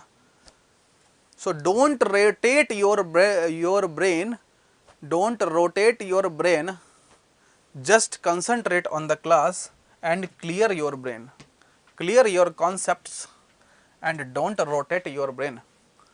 क्लियर, ये सब कुछ समझ में आ गया। चलिए अब देखते हैं, अब जो अगला हमारा मेथड है वो है वाटर बलून मेथड। अगला, टाइम का टेंशन मत लेना, कोई स्टूडेंट, कोई सिंगल स्टूडेंट टाइम की टेंशन मत लेना, सब होगा समय पे होगा, बस पढ़ लो। एक भी क्वेश्चन ऐसा नहीं होगा जो एग्जाम में आप फोड़ के ना लेके जाओ, हर क्वेश्चन तोड़ के आएंगे, हर क्वेश्चन फोड़ के आएंगे। यहां वो वाली टेक्निक नहीं चल रही जय माता दी यहां वो वाली टेक्निक नहीं चल रही कि बेटा 1 मिनट में सिखा दूंगा। 1 मिनट में तो दुनिया में कोई सीक्रेट नहीं सीखा जा चुका, रातों रात तो कोई जो है राजा नहीं बन पाया है। हर चीज के लिए समय चाहिए होता है, मेहनत चाहिए होती है, ठीक है। वो 1 मिनट वाले 1-2 महीने तक तो बड़ा जो है हो हा हा करते रहते हैं, फिर 1-2 मिनट बाद पूरा जो है धूमिल हो जाते हैं। हमेशा ध्यान रखना, कछुए की चाल चलने वाला ही अंतिम रेस जीतता है, कछुए की चाल चलने वाला ही अंतिम रेस जीतता है। खरगोश की चाल चलने वाला थोड़े समय तक तो काफी ज्यादा पावरफुल और काफी ज्यादा फेमस होता है, लेकिन कुछ समय के पश्चात धूमिल हो चुका होता है। तो ध्यान रखना, कछुए की चाल अगर चलेंगे तो आपका सब कुछ क्लियर होगा। अगला जो हमारा मेथड है वो है वाटर बलून मेथड।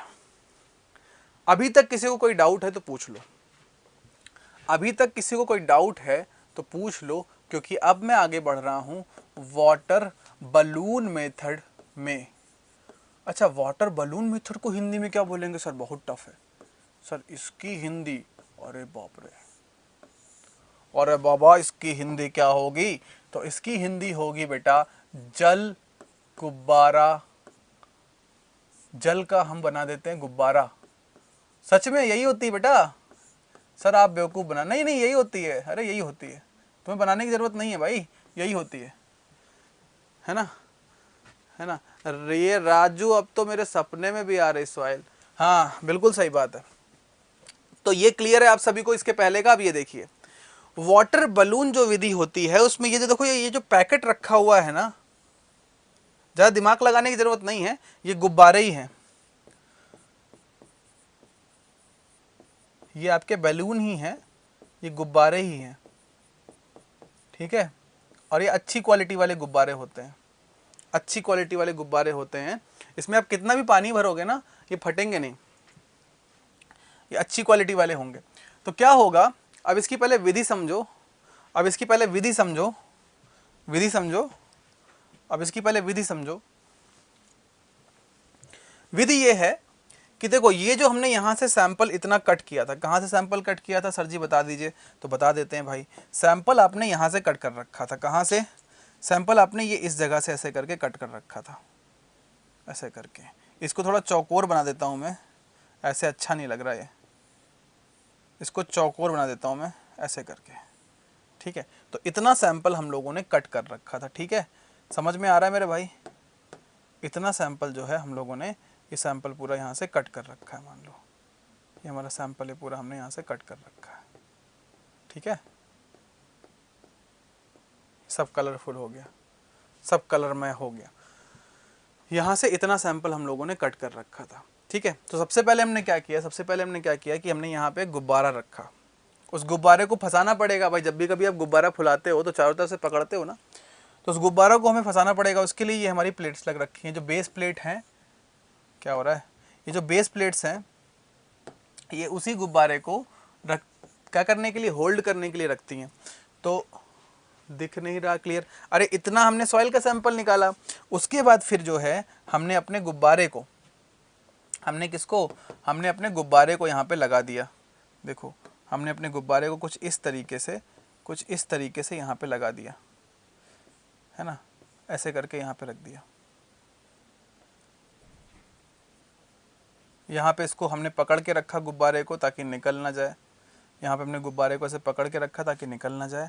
अब हमने क्या किया, ऊपर से यहाँ से पानी भरा, ऊपर से यहाँ से पानी भरा, है ना, यहाँ से हमने पानी भरा। अब आप सोचो कि अगर पानी का लेवल टॉप में यहाँ कहीं रहा होगा, ये तो बहुत ऊपर हो गया, थोड़ा कम करता हूँ। अगर पानी का लेवल मान लो यहाँ कहीं होगा, इस जगह पे, तो ये जो आपको स्केल दिख रही है, इसका कलर मैं कर देता हूँ, इसका मैं कलर कर देता हूँ येलो कलर। ये जो आपको येलो कलर की स्केल दिख रही है ना, ये येलो कलर की जो स्केल दिख रही है, ये येलो कलर की स्केल जो है क्या बताती है कि पानी का लेवल कितना है। मान लो यहाँ पे लेवल था, पहले पानी था 3 litre, just for example 3 litre था। अब ये पानी यहाँ से इतना डाउन आ गया, कितना डाउन आ गया, इतना डाउन आ गया, इतना। तो इतना पानी जब आपने खोला तो कहाँ भरा, इस गुब्बारे में भरा, और जितनी खाली स्पेस था इस पूरे खाली स्पेस में क्या भर गया, यहाँ पानी भर गया। जहाँ जहाँ आपका सैंपल था अब यहाँ पानी भर चुका है, अब यहाँ पे क्या भर चुका है मेरे भाई, पानी भर चुका है। समझ में आ रहा है, समझ में आ रहा है। तो पानी का ये टॉप लेवल था, अब पानी का ये लेवल बचा, अब पानी का ये वाला लेवल बचा। समझ में आ रहा है, बोलो अब इतना पानी बचा इसमें। समझ में आ रहा है बच्चों, जल्दी से बताओ, सभी को समझ में आ रहा है? अरे बोलो भाई, मुंह तो खोलो। क्लियर? तो इतना पानी ये जो कम हो गया ये कहाँ भर गया, ये यहाँ भर गया। तो ये जो डेल्टा वी है यही हमारा वॉल्यूम ऑफ सैंपल हो गया। तो वॉल्यूम ऑफ सैंपल हमारा डेल्टा वी के बराबर हो गया। अब आप बोलोगे सर गुब्बारे की थिकनेस का वॉल्यूम कम नहीं करेंगे, तो गुब्बारे की थिकनेस बेटा बहुत कम होती है, नेग्लिजिबल थिकनेस होती है, तो उस नेग्लिजिबल थिकनेस का वॉल्यूम कुछ होगा ही नहीं, तो यहाँ पे कम करने की ज़रूरत नहीं है। हालांकि ये मेथड उतना ज़्यादा एक्यूरेट नहीं है, बट ये मेथड बहुत आसान है, इससे रिजल्ट बहुत जल्दी निकलता है, क्विक मेथड है ये, इससे रिजल्ट बहुत जल्दी निकलता है। ये आपका जो फोर्थ मेथड है वाटर बलून, वाटर बलून वो क्या है, वो बहुत क्विक मेथड है ना। वाटर बलून मेथड जो है ये आपका क्या है, एक क्विक मेथड है, जल्दी काम हो जाता है, रेत वेत लाने की ज़रूरत नहीं है, कोन वगैरह भरने की ज़रूरत नहीं है। ये मेथड आपका बहुत क्विक मेथड है। समझ में आ गया, क्विकली रिजल्ट निकलता है। वॉल्यूम आपको मिल गया, वॉल्यूम आपको मिल गया, तो गामा टी आपका कितना हो जाएगा, वेट ऑफ सैंपल आप पहले ही मेजर कर चुके हो अपॉन वॉल्यूम, यहाँ से गामा टी आ गया। समझ में आ गया, वाटर बलून विधि समझ में आ गई। ये आपका पूरा क्या हो गया, अरेंजमेंट हो गया। तो हर जगह आप देखोगे यहाँ पे भी वही फॉर्मूला है कि delta V is equal to volume of sample आ गया, और गामा टी निकालने के लिए वेट हमें पता था, अपॉन ये सैंपल का वॉल्यूम हमें किससे मिल गया, वाटर गुब्बारा यानी जल गुब्बारा विधि से। क्लियर? क्लियर? ये क्लियर हो गया। चलिए रेडिएशन विधि, इसके बाद कौन सी विधि है, रेडिएशन विधि। रेडिएशन विधि मैं आपको कल पढ़ा चुका हूँ। इसके बाद जो विधि है आपके पास रेडिएशन विधि, ये वाली विधि मैं आपको कल पढ़ा चुका हूँ। कौन सी वाली विधि, ये जो आपकी रेडिएशन विधि है ये मैं आपको कल पढ़ा चुका हूँ। ये जो आपकी रेडिएशन विधि है नंबर 5, ये मैं आपको कल पढ़ा चुका हूँ, याद है? याद है, एक तरफ आपका क्या होता है, रेडिएटर होता है यानी आइसोटोप होता है, और एक तरफ क्या होता है, एक तरफ रिसीवर होता है। एक तरफ आइसोटोप होता है, एक तरफ रिसीवर होता है, इधर से सिग्नल जाता है, तो रेडिएशन विधि सेम है। तो इसलिए रेडिएशन विधि जो है वो हम लोग कल पढ़ चुके हैं, तो उसके बारे में ज़्यादा डिस्कस नहीं करेंगे। क्लियर है? रेडिएशन जो विधि है वो हम पढ़ चुके हैं। क्लियर? और मैंने क्या बताया था, रेडिएशन मेथड जो है it is not used in practice. Generally जो है हम लोग इसको यूज़ नहीं करते, क्योंकि अभी रिसर्च पर्पज़ में है ये, तो इसलिए ये वाला मेथड हम लोग कल पढ़ चुके हैं, तो कोई ज़रूरत नहीं है फालतू में इसमें रिपीट करने का। अब आगे बढ़ते हैं, अगला टॉपिक हमारा क्या है, अगला टॉपिक है हमारा इंडेक्स प्रॉपर्टीज़ ऑफ सॉइल। सबसे पहले बताओ index properties of soil, index properties of soil कौन कौन सी होती हैं, बताओ बताओ। मृदा की जो इंडेक्स प्रॉपर्टीज़ होती हैं बताइए, मृदा की इंडेक्स प्रॉपर्टीज जो होती हैं वो कौन कौन सी होती हैं,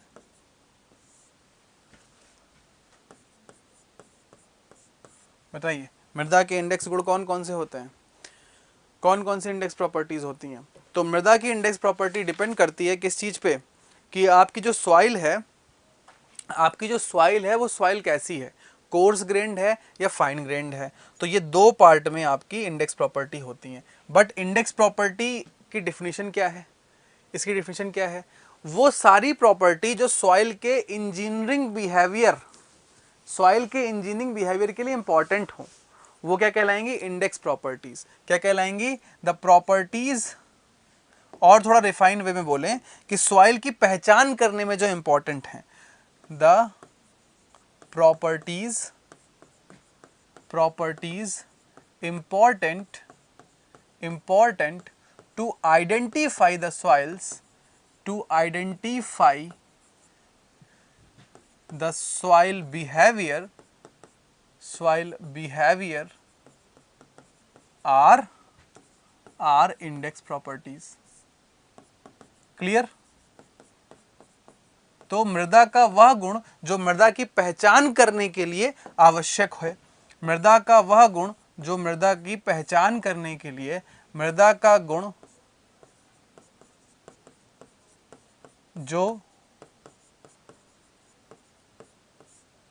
जो मृदा व्यवहार पहचान के लिए, मृदा व्यवहार की पहचान के लिए आवश्यक है।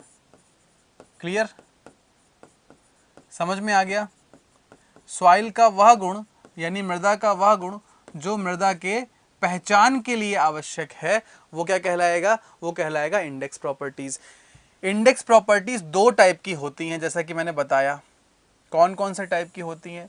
डिपेंड करेगा कि आपकी सॉइल कौन सी है, डिपेंड करेगा कि आपकी सॉइल कौन सी है। देखो इतनी जल्दी हम लोग इंडेक्स प्रॉपर्टीज में पहुंच गए। तुम लोग बोले थे सर फास्ट चलो, आज हमारी तीसरी क्लास है और हम लोग इंडेक्स प्रॉपर्टीज में पहुंच चुके हैं, है ना। तो अब इससे ज़्यादा फास्ट क्या चलोगे, इससे ज़्यादा फास्ट क्या चलोगे? अब तुमको क्या जो है मिग 27 चाहिए, है ना। मिग भी जो जितने भी विमान है ना, मिग भी जितने भी विमान है, वो सारे मिग विमान से भी हम फास्ट ही चल रहे हैं, है ना। मिग तो पुराने भी हो चुके हैं, तो पता नहीं कौन कौन से आ गए। तो मृदा के इंडेक्स गुण, पहला, अगर आपका सॉइल कोर्स ग्रेन्ड सॉइल है। कौन सा सॉइल है? Course grand. Course grand soil को हम लोग क्या बोलते हैं? कोर्स ग्रेन्ड को हम लोग क्या बोलते हैं? ग्रैनुलर सॉइल, यानी कि दानेदार। कोर्स ग्रेन्ड और ग्रैनुलर सॉइल है। कोर्स ग्रेन्ड और ग्रैनुलर अगर सॉइल है, यानी कि दानेदार मृदा है,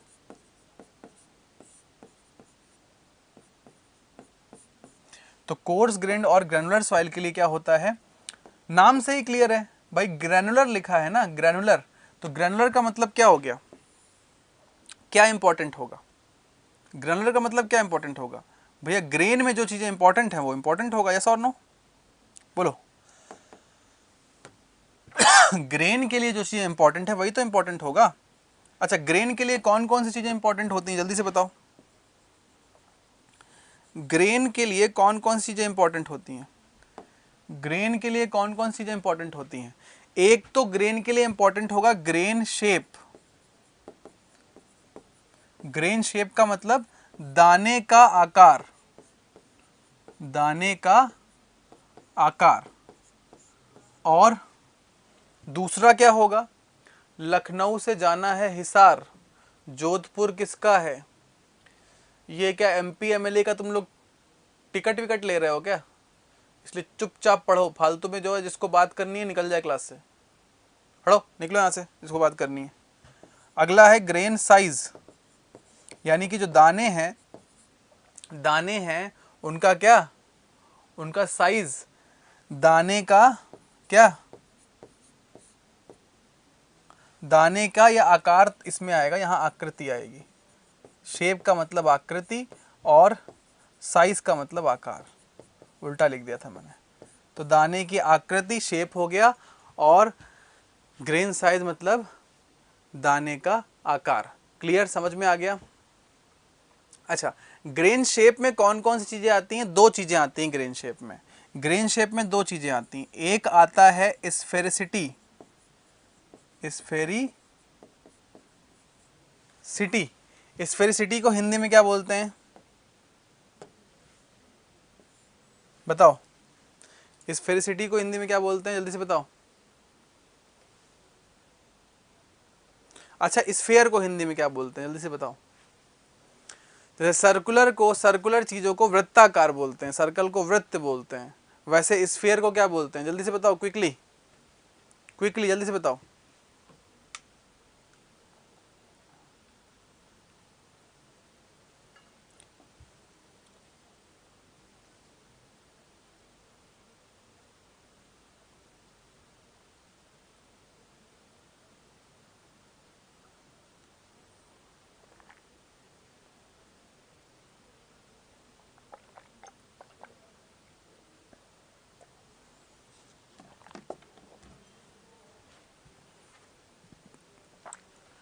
पीके मूवी देखी है? पीके, ये हमार गोला है, ये तोहार गोला है। दीर्घ वृत्त तो आपका एलिप्स हो गया, गोला गोला गोलाकार।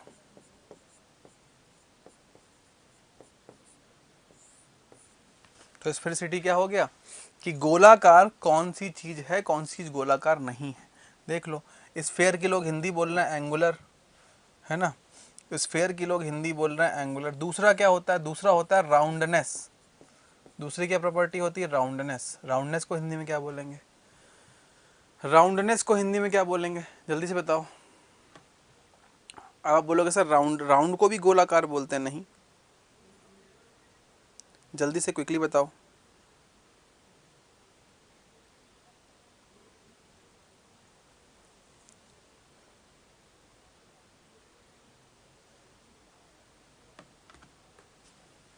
नहीं, राउंड को गोला नहीं बोलते, स्फेयर को गोला बोलते हैं। अच्छा, एंगुलर को क्या बोलते हैं, एंगुलर को क्या बोलते हैं, एंगुलर को बोलते हैं नुकीला, नुकीलाकार। तो राउंडनेस को क्या बोलेंगे, राउंड, राउंड को क्या बोलेंगे, बेलनाकार तो सिलेंड्रिकल हो गया, घुमावदार, ये देखो गोलाई, अरे नहीं, स्थूलाकार, स्थूलाकार, स्थूलाकार या चपटाकार बोल सकते हैं, स्थूलाकार सबसे आसान होता है। तो अब दोनों में अंतर समझिए। अंडाकार, अंडाकार तो इलिप्टिकल हो गया ना, अंडा इलिप्स जैसा होता है।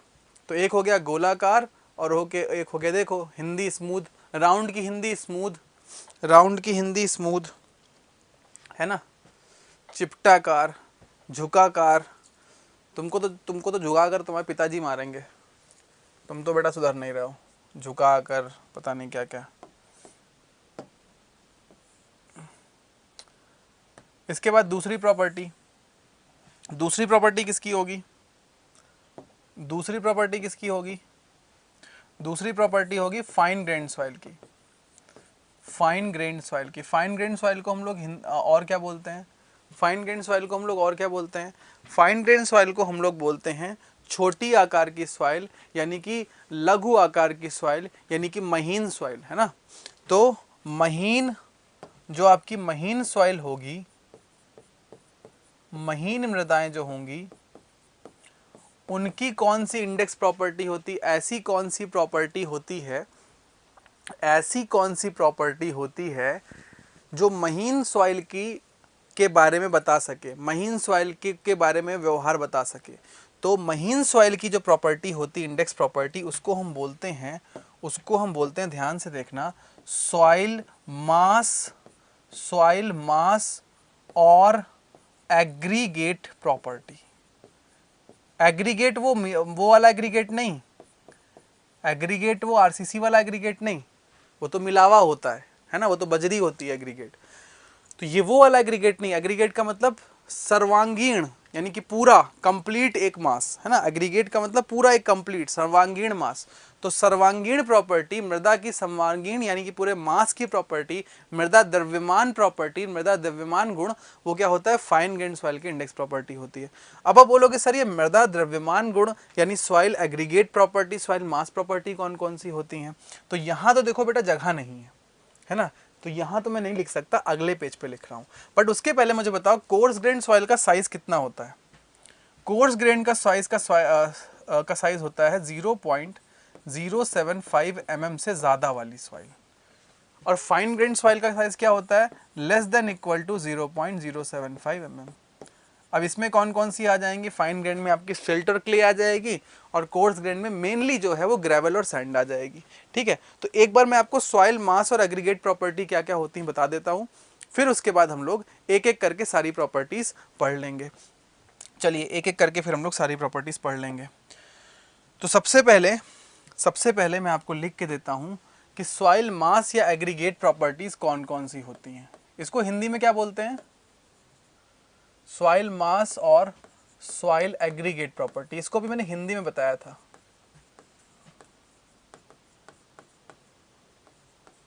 सर्वांगीण का मतलब क्या होता है, सर्वांगीण का मतलब होता है पूरा अंग, यानी सॉइल का पूरा मास, है ना। तो सॉइल यानी कि मृदा, मास यानी कि द्रव्यमान या मृदा, एग्रीगेट ये वो वाला एग्रीगेट नहीं है कि बजरी वाला है, मिलावा वाला। ये एग्रीगेट का मतलब पूरा कंप्लीट, यानी मृदा सर्वांगीण, मृदा सर्वांगीण गुण। सॉइल का मास प्रॉपर्टी यानी कि एग्रीगेट प्रॉपर्टी कौन कौन सी होती हैं? चलो जल्दी से बताओ, जल्दी से बताओ क्विकली, कौन कौन सी सॉइल की एग्रीगेट प्रॉपर्टीज होती है? यहां एक एक करके बताओ।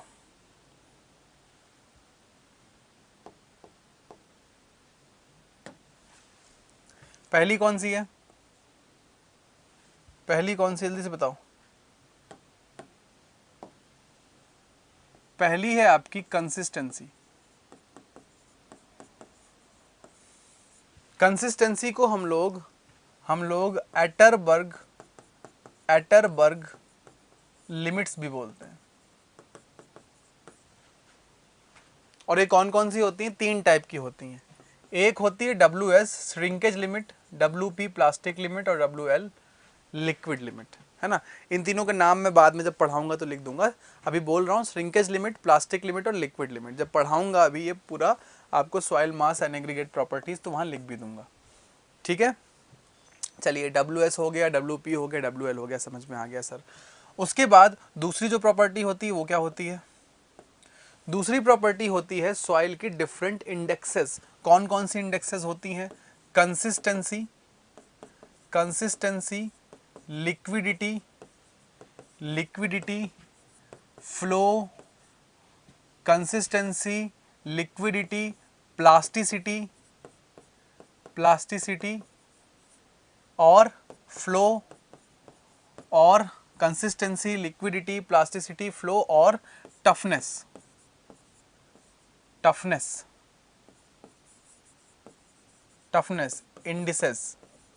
इंडिसेस का मतलब ये सारे अपने आप में एक एक इंडेक्स हैं।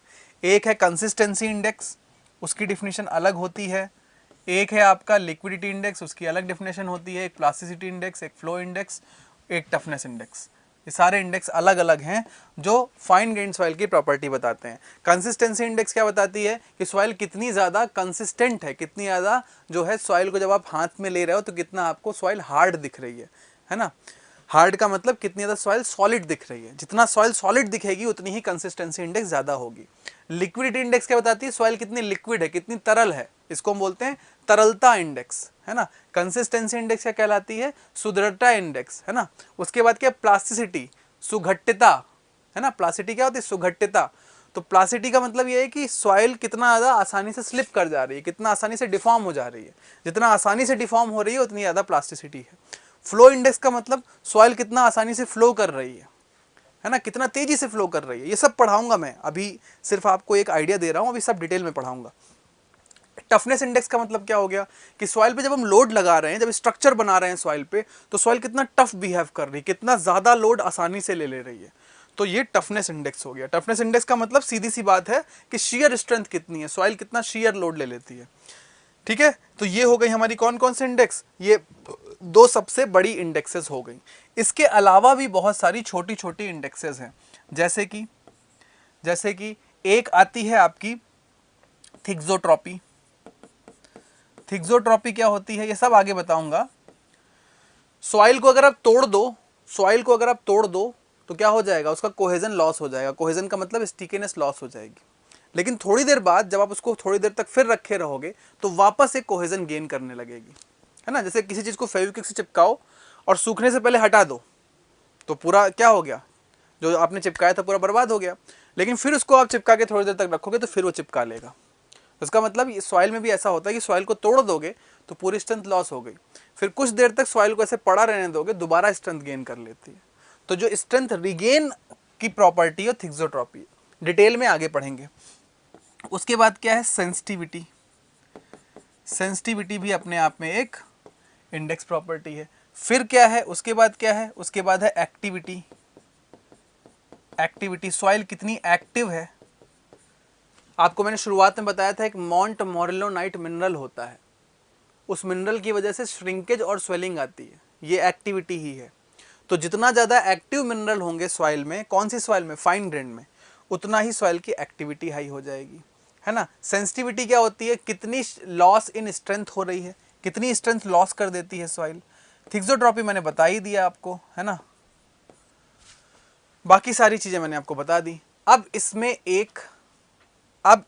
एक जो है एक्टिविटी नंबर या एक्टिविटी ओनली बोलते हैं, वैसे एक्टिविटी बोलते हैं, ठीक है। अब इसमें एक बहुत इंपॉर्टेंट चीज़ है जो कि आप सभी को पता होना चाहिए। वो इंपॉर्टेंट चीज़ कौन सी है, चलो आप लोग मुझे बताओ। इसमें एक प्रॉपर्टी है जो बहुत इंपॉर्टेंट है, जो आप लोगों को शायद पता भी नहीं है, और उसमें एक बहुत बड़ा हेर फेर है, बहुत बड़ा हेर फेर भी है। बताओ कौन सी प्रॉपर्टी, ये रहस्यमय प्रॉपर्टी कौन सी है जिसमें बहुत बड़ा हेर फेर है? जल्दी से बताओ, क्विकली, जल्दी से बताओ, क्विकली, धड़ाधड़ जल्दी से बताओ, क्विकली। कमेंट बॉक्स में आप पे कमेंट दिखने चाहिए, क्विकली बताओ जल्दी से।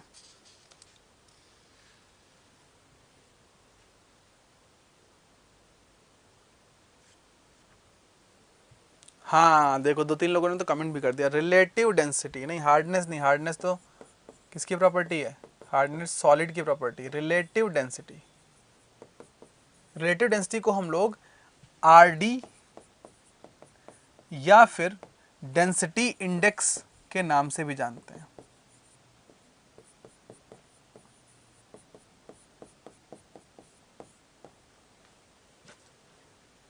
ये वो प्रॉपर्टी है जिसको हम लोग conductivity collapsibility is not index property. Index property वो है जिससे हम सॉइल की पहचान कर सकें कि ये सॉइल सैंड है तो कैसी वाली सैंड है, ग्रेवल है तो कैसा वाला ग्रेवल है, क्ले है तो कैसा वाला क्ले है, सिल्ट है तो कैसा वाला क्ले, जिससे सॉइल के बिहेवियर की पहचान कर सकें, है ना, या सॉइल के टाइप की पहचान कर सकें, वो इंडेक्स प्रॉपर्टी कहलाएगी, है ना। तो रिलेटिव डेंसिटी आरडी या डेंसिटी इंडेक्स आईडी, ये प्रॉपर्टी कौन सी है? Soil aggregate. लेकिन अगर मैं इनको नंबर दे दूं, अगर मैं इसको दे दूं नंबर 1, मान लो मैं यहां से शुरू करूं, इसको दे दूं number 1, number 2, number 3, number 4, number 5, number 6, तो ये जो 5 खातून हैं 1 2 3 4 5, ये 5 खातून तो बिल्कुल वफादार हैं किसके लिए? फाइन ग्रेन्ड के लिए, बिल्कुल वफादार है। मतलब ये पांचों प्रॉपर्टीज जो हैं 1 2 3 4 5, वो हमारे कौन से मियाँ के लिए? वो हमारे फाइन ग्रेन्ड के लिए बिल्कुल वफादार है, मतलब इन्हीं की प्रॉपर्टीज हैं, है ना। लेकिन ये है बेवफा निकली है तू। रिलेटिव डेंसिटी जो है ये फाइन ग्रेन के लिए बहुत बड़ी बेवफा प्रॉपर्टी है, क्योंकि ये फाइन ग्रेन, ये है तो सॉइल एग्रीगेट प्रॉपर्टी, है तो सॉइल मास प्रॉपर्टी, पूरे सॉइल के मास की प्रॉपर्टी है, लेकिन ये ज्यादा अच्छे से किसका कैटेगराइजेशन देती है? ज्यादा अच्छे से किसके बारे में बताती है? ये ज्यादा अच्छे से कोर्स ग्रेन्ड के बारे में बताती है। तो ये एक एक्सेप्शन है टेक्निकल लैंग्वेज में बात करें, और सामान्य अगर हम जीवन के बारे में बात करें तो ये एक बेवफा प्रॉपर्टी है फाइन ग्रेन्ड के लिए। ये 5 प्रॉपर्टी जो हैं ये फाइन ग्रेन्ड की बारे में बताती हैं, फाइन ग्रेन्ड की बिहेवियर के बारे में बताती हैं, फाइन ग्रेन्ड को कौन कौन से कैटेगरी में हम डाल सकते हैं बताती हैं, लेकिन डेंसिटी इंडेक्स फाइन ग्रेन्ड के बारे में नहीं बताती। डेंसिटी इंडेक्स से आप ये नहीं पता कर सकते कि फाइन ग्रेन्ड की प्रॉपर्टी क्या होगी, फाइन ग्रेन्ड कौन सी वाली होगी, लेकिन आप डेंसिटी इंडेक्स से कोर्स ग्रेन्ड के बारे में पता कर सकते हो कि कोर्स ग्रेन्ड सॉइल आपकी हाई डेंसिटी की होगी, वेरी हाई डेंसिटी की होगी, लो डेंसिटी की होगी, कैसी होगी। समझ में आ गया? Is it clear? Clear? Is it clear? सभी को बताइए, इज इट क्लियर? ये मैं बैक एंड पे बोल रहा हूँ, जो लोग दूसरों को डिस्टर्ब करते हैं उनको जरा हटाओ, हटाओ। आज सफाई अभियान चालू करो, बड़े दिन से हुआ नहीं है, बड़े दिन से सफाई अभियान हुआ नहीं है। ये बगल वाली जो गंगा है ना, वो काली वाली, बगल वाली जो काली वाली गंगा है ना, छोटी वाली, अभी हमारे ऑफिस के बगल में ही है, हमारा जो स्टूडियो है जहाँ से हम क्लास ले रहे हैं उसके बिल्कुल बगल में ही है। इनको उठाओ, इनको उठाओ, इनको उठाओ, पकड़ो एक एक करके, जो जो सही लोग नहीं है, जो सही लोग नहीं है, जो परेशान कर रहे हैं उनको उठाओ, उठाओ, डालो, उठाओ, उठा के एक एक करके उठाओ, डालो सभी को। ये क्लियर है? सबको क्लियर?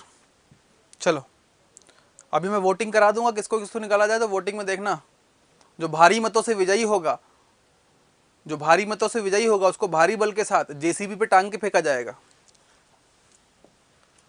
तो ये क्लियर है आप सभी को? तो हमने क्या क्या पढ़ लिया, हमने क्या क्या पढ़ लिया, हमने आज क्या क्या पढ़ लिया? अभी ख़त्म नहीं हो रही क्लास, अभी क्लास ख़त्म नहीं हो रही है, कम से कम 15-20 मिनट चलेगी। हमने आज क्या क्या पढ़ लिया भाइयों? हमने आज सबसे पहले क्या पढ़ लिया?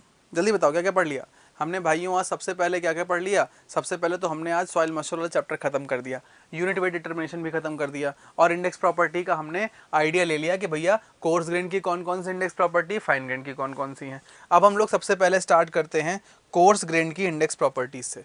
किससे हम लोग स्टार्ट कर रहे हैं? कोर्स ग्रेन की इंडेक्स प्रॉपर्टी से। सबसे पहली कोर्स ग्रेन की इंडेक्स प्रॉपर्टी क्या है?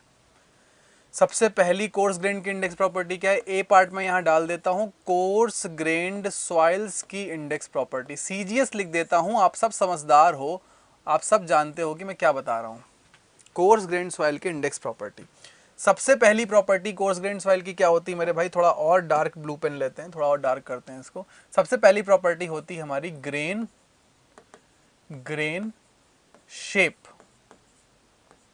यानी कि दाने की आकृति हमारी सबसे पहली क्या होती है? सबसे पहली हमारी इंडेक्स प्रॉपर्टी होती। इंडेक्स गुण सबसे पहला दाने की आकृति होती। कोई पूछे कि इंडेक्स प्रॉपर्टी क्या यूज करते हैं? इंडेक्स प्रॉपर्टी क्या बताते हैं? इंडेक्स प्रॉपर्टी किसी भी सॉइल की पहचान बताती है कि मृदा हमारी कौन सी है। मृदा की पहचान को बताने वाली प्रॉपर्टी इंडेक्स प्रॉपर्टी है। इसके अलावा एक और प्रॉपर्टी होती है जिसको हम बोलते हैं इंजीनियरिंग प्रॉपर्टी, अभियांत्रिकी गुण। मृदा का अभियांत्रिकी गुण, सॉइल इंजीनियरिंग प्रॉपर्टी, वो क्या होती है? कौन बताएगा? चलो 30 सेकंड का आपका टाइम है। अब ये 29 हो चुका है, 28 हो चुका है, जल्दी आंसर दो। 27 हो चुका है, जल्दी आंसर दो। 0 पहुंचने से पहले आंसर दो, जल्दी से आंसर दो। कौन सी ऐसी प्रॉपर्टी है जो इंजीनियरिंग प्रॉपर्टी है? सॉइल की ऐसी कौन सी प्रॉपर्टी है जो इंजीनियरिंग प्रॉपर्टी है? 20 सेकंड बचे हैं अभी, जल्दी से आंसर दो। 20 सेकंड बचे हैं अभी बस। सॉइल की ऐसी कौन सी प्रॉपर्टी है जो इंजीनियरिंग प्रॉपर्टी है?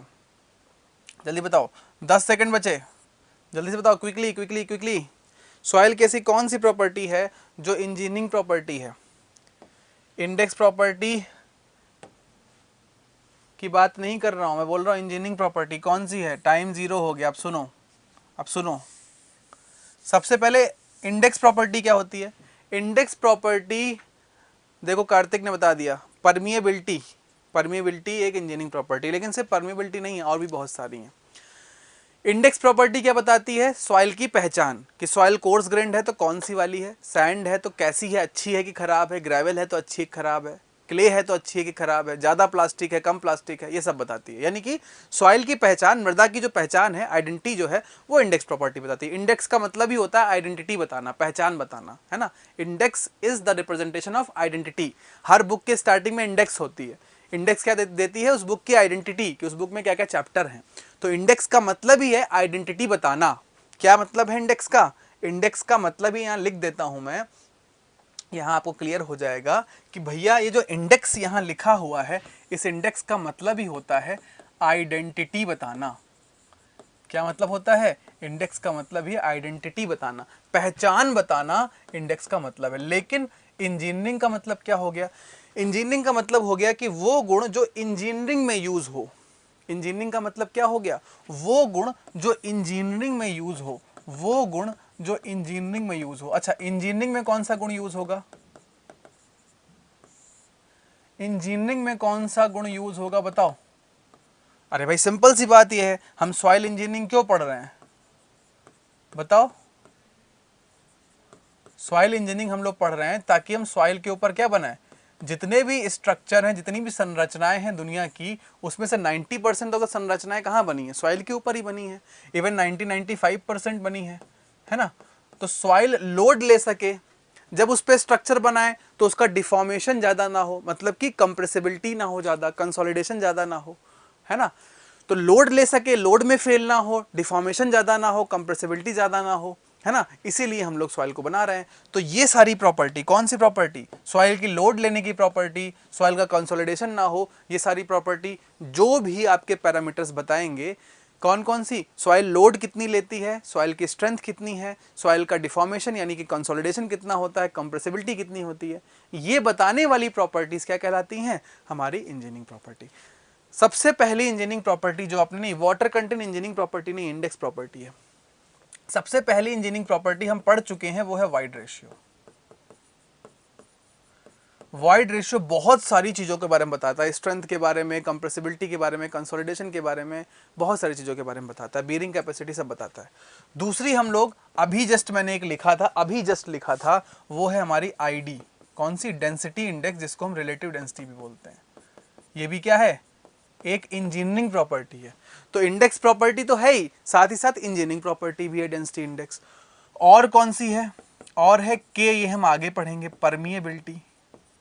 परमिएबिलिटी भी अगर आपको पता है तो सॉइल कितना स्ट्रेंथ लेगी, कितना डिफॉर्म करेगी, ये आपको पता होना चाहिए। पोरोसिटी नहीं है, पोरोसिटी इंडेक्स इंजीनियरिंग प्रॉपर्टी नहीं है, पोरोसिटी इंजीनियरिंग प्रॉपर्टी नहीं। पोरोसिटी से आप ये नहीं बता सकते कि स्ट्रेंथ कितनी है या डिफ्लेक्शन कितना होगा, कंसोलिडेशन कितना होगा, ठीक है। नहीं, कंप्रेसिबिलिटी कंसोलिडेशन तो क्या है, कंप्रेसिबिलिटी कंसोलिडेशन तो एक इवेंट है ना। एक इवेंट का मतलब कि एक परिस्थिति है, वो गुण नहीं है। हम गुण की बात कर रहे हैं, हम परिस्थिति की बात नहीं कर रहे हैं, है ना। हम परिस्थिति की बात नहीं कर रहे हैं। जैसे सर मैं गिर गया, मैं रोड पे चल रहा था, मैं गिर गया, ये मेरा एक गुण है। अरे नहीं, तुम्हारा गुण है लापरवाही, गिरना तुम्हारा गुण नहीं है ना। यस और नो। सर ज़्यादातर लड़कियां मुझे धोखा दे देती हैं, मेरा गुण है। अरे बेटा, धोखा देना गुण नहीं है, धोखा देना एक इवेंट है। तुम जीभ निकाल के चले जाते हो, तुम लालची हो, ये तुम्हारा गुण है ना। जहां देखी नारी वहीं आंख मारी, ये तुम्हारा गुण है ना। तो गुण कंप्रेसिबिलिटी कंसोलिडेशन इवेंट्स हैं। कंप्रेसिबिलिटी होती है, कोई एक चीज है जो हो जाती है ना, ये गुण नहीं है। तो गुण कौन से, वाइड रेशियो, आईडी, ये आता है एग्जाम में। इनमें से कौन सा इंजीनियरिंग प्रॉपर्टी, इसलिए लिखा रहा हूं। इसके बाद और कौन सा है, बहुत बड़ा प्रॉपर्टी, सिग्मा बार, इसको बोलते हैं इफेक्टिव स्ट्रेस। ये बहुत बड़ी प्रॉपर्टी है,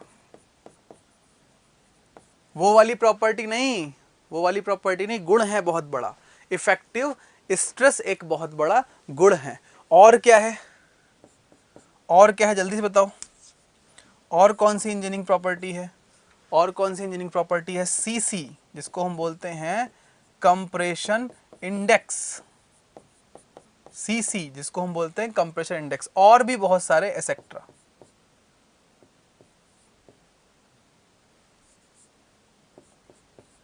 ईटीसी, और भी बहुत सारी हैं, ठीक है। तो ये आपकी क्या हो गई, मृदा के अभियांत्रिकी गुण। क्योंकि इंडेक्स प्रॉपर्टी पढ़ा रहे हैं तो मैंने इंजीनियरिंग प्रॉपर्टी भी पढ़ा दी, बार बार फिर आपको जो है जरूरत नहीं पड़ेगी बताने की। हाँ, शेयर स्ट्रेंथ भी है, ये भी लिख देता हूँ, चलो नीचे। बहुत है बोला तो एसेक्ट्रा, एसेक्ट्रा। कोहेजन, कोहेजन सी। और angle of internal friction, angle of internal friction, angle of internal friction क्या है, एंगल ऑफ इंटरनल फ्रिक्शन क्या है, फाई। तो सी और फाई दोनों हो गए, है ना। कोहेजन कॉमा फ्रिक्शन, बहुत सारी चीजें हैं, बहुत सारी चीजें। ये देखो एक और आया, पीडीएफ तो नहीं डाली सर जी रजिस्टर। अरे मेरे भाई, जब क्लास स्टार्ट हुई थी तभी बताया था, दोनों पीडीएफ डल चुकी हैं, जाके देख लो। मोबाइल ला के दिखाया था, खोपड़िया पे चिपका के दिखाया था। तो देखते देखते हो नहीं, हल्ला काटते हो फालतू का। ग्रेन शेप, सबसे पहली ग्रेन शेप होती है आपकी स्फेरिसिटी। स्फेरिसिटी, स्फेरिसिटी क्या होती है, कोई भी चीज कितनी ज्यादा गोलाकार दिख रही है, कोई भी चीज कितनी ज्यादा गोलाकार दिख रही है। कोहेजन से ही बेटा एडेशन आता है, तो इसलिए एडेशन कोई अलग से नहीं है चीज।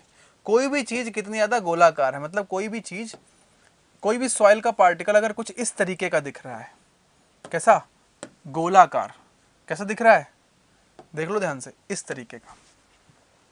अगर कोई भी सॉइल का पार्टिकल गोलाकार दिख रहा है तो वो स्फेरिकल है, गोलाकार। तो ये क्या हो गया, ये क्या हो गया, ये हो गया परफेक्ट स्फेयर, परफेक्ट स्फेयर। और कौन सा परफेक्ट स्फेयर हो गया, और कौन सा परफेक्ट स्फेयर हो गया, और देखते हैं मेरे भाई, और कौन सा परफेक्ट स्फेयर हो गया, और एक बार देख लेते हैं, समझ में आना चाहिए सर। और कौन सा परफेक्ट स्फेयर हो गया, देखते हैं।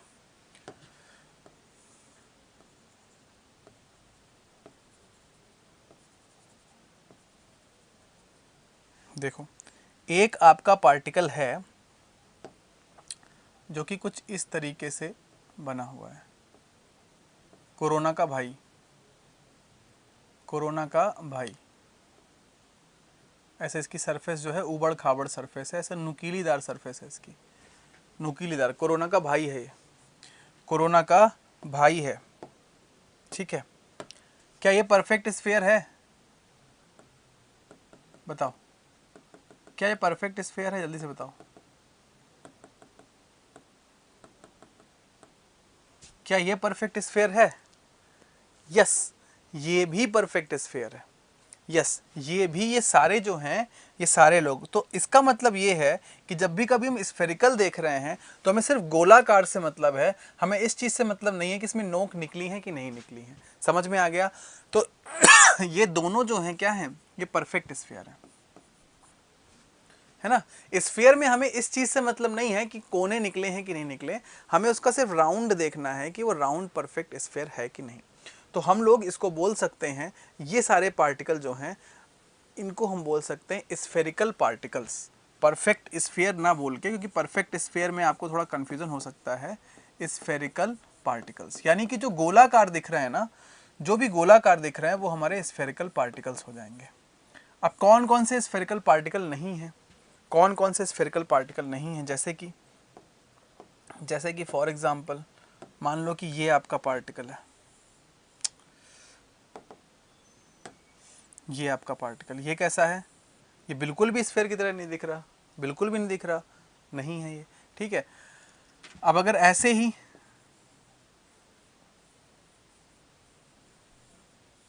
ऐसे करके आपका कोई पार्टिकल आ गया तो उसमें कोने हैं, लेकिन कोने से कोई मतलब नहीं है, हमें मतलब किस चीज से है कि राउंड गोल दिख रहा है कि नहीं दिख रहा। तो ये गोल नहीं दिख रहा, तो ये भी आपका क्या हो गया? नॉन स्फेरिकल हो गया। बात समझ में आ रही है कि हमें कोने से मतलब नहीं है, कोना दिखे चाहे ना दिखे, हमारी जो साइज है वो राउंड होनी चाहिए। अगर हमारी साइज राउंड है तो वो पार्टिकल क्या हो जाएगा? अगर हमारी साइज राउंड है तो वो पार्टिकल स्फेरिकल हो जाएगा। अब ये दोनों हमारे हो गए नॉन स्फेरिकल। समझ में आ रहा है सभी को?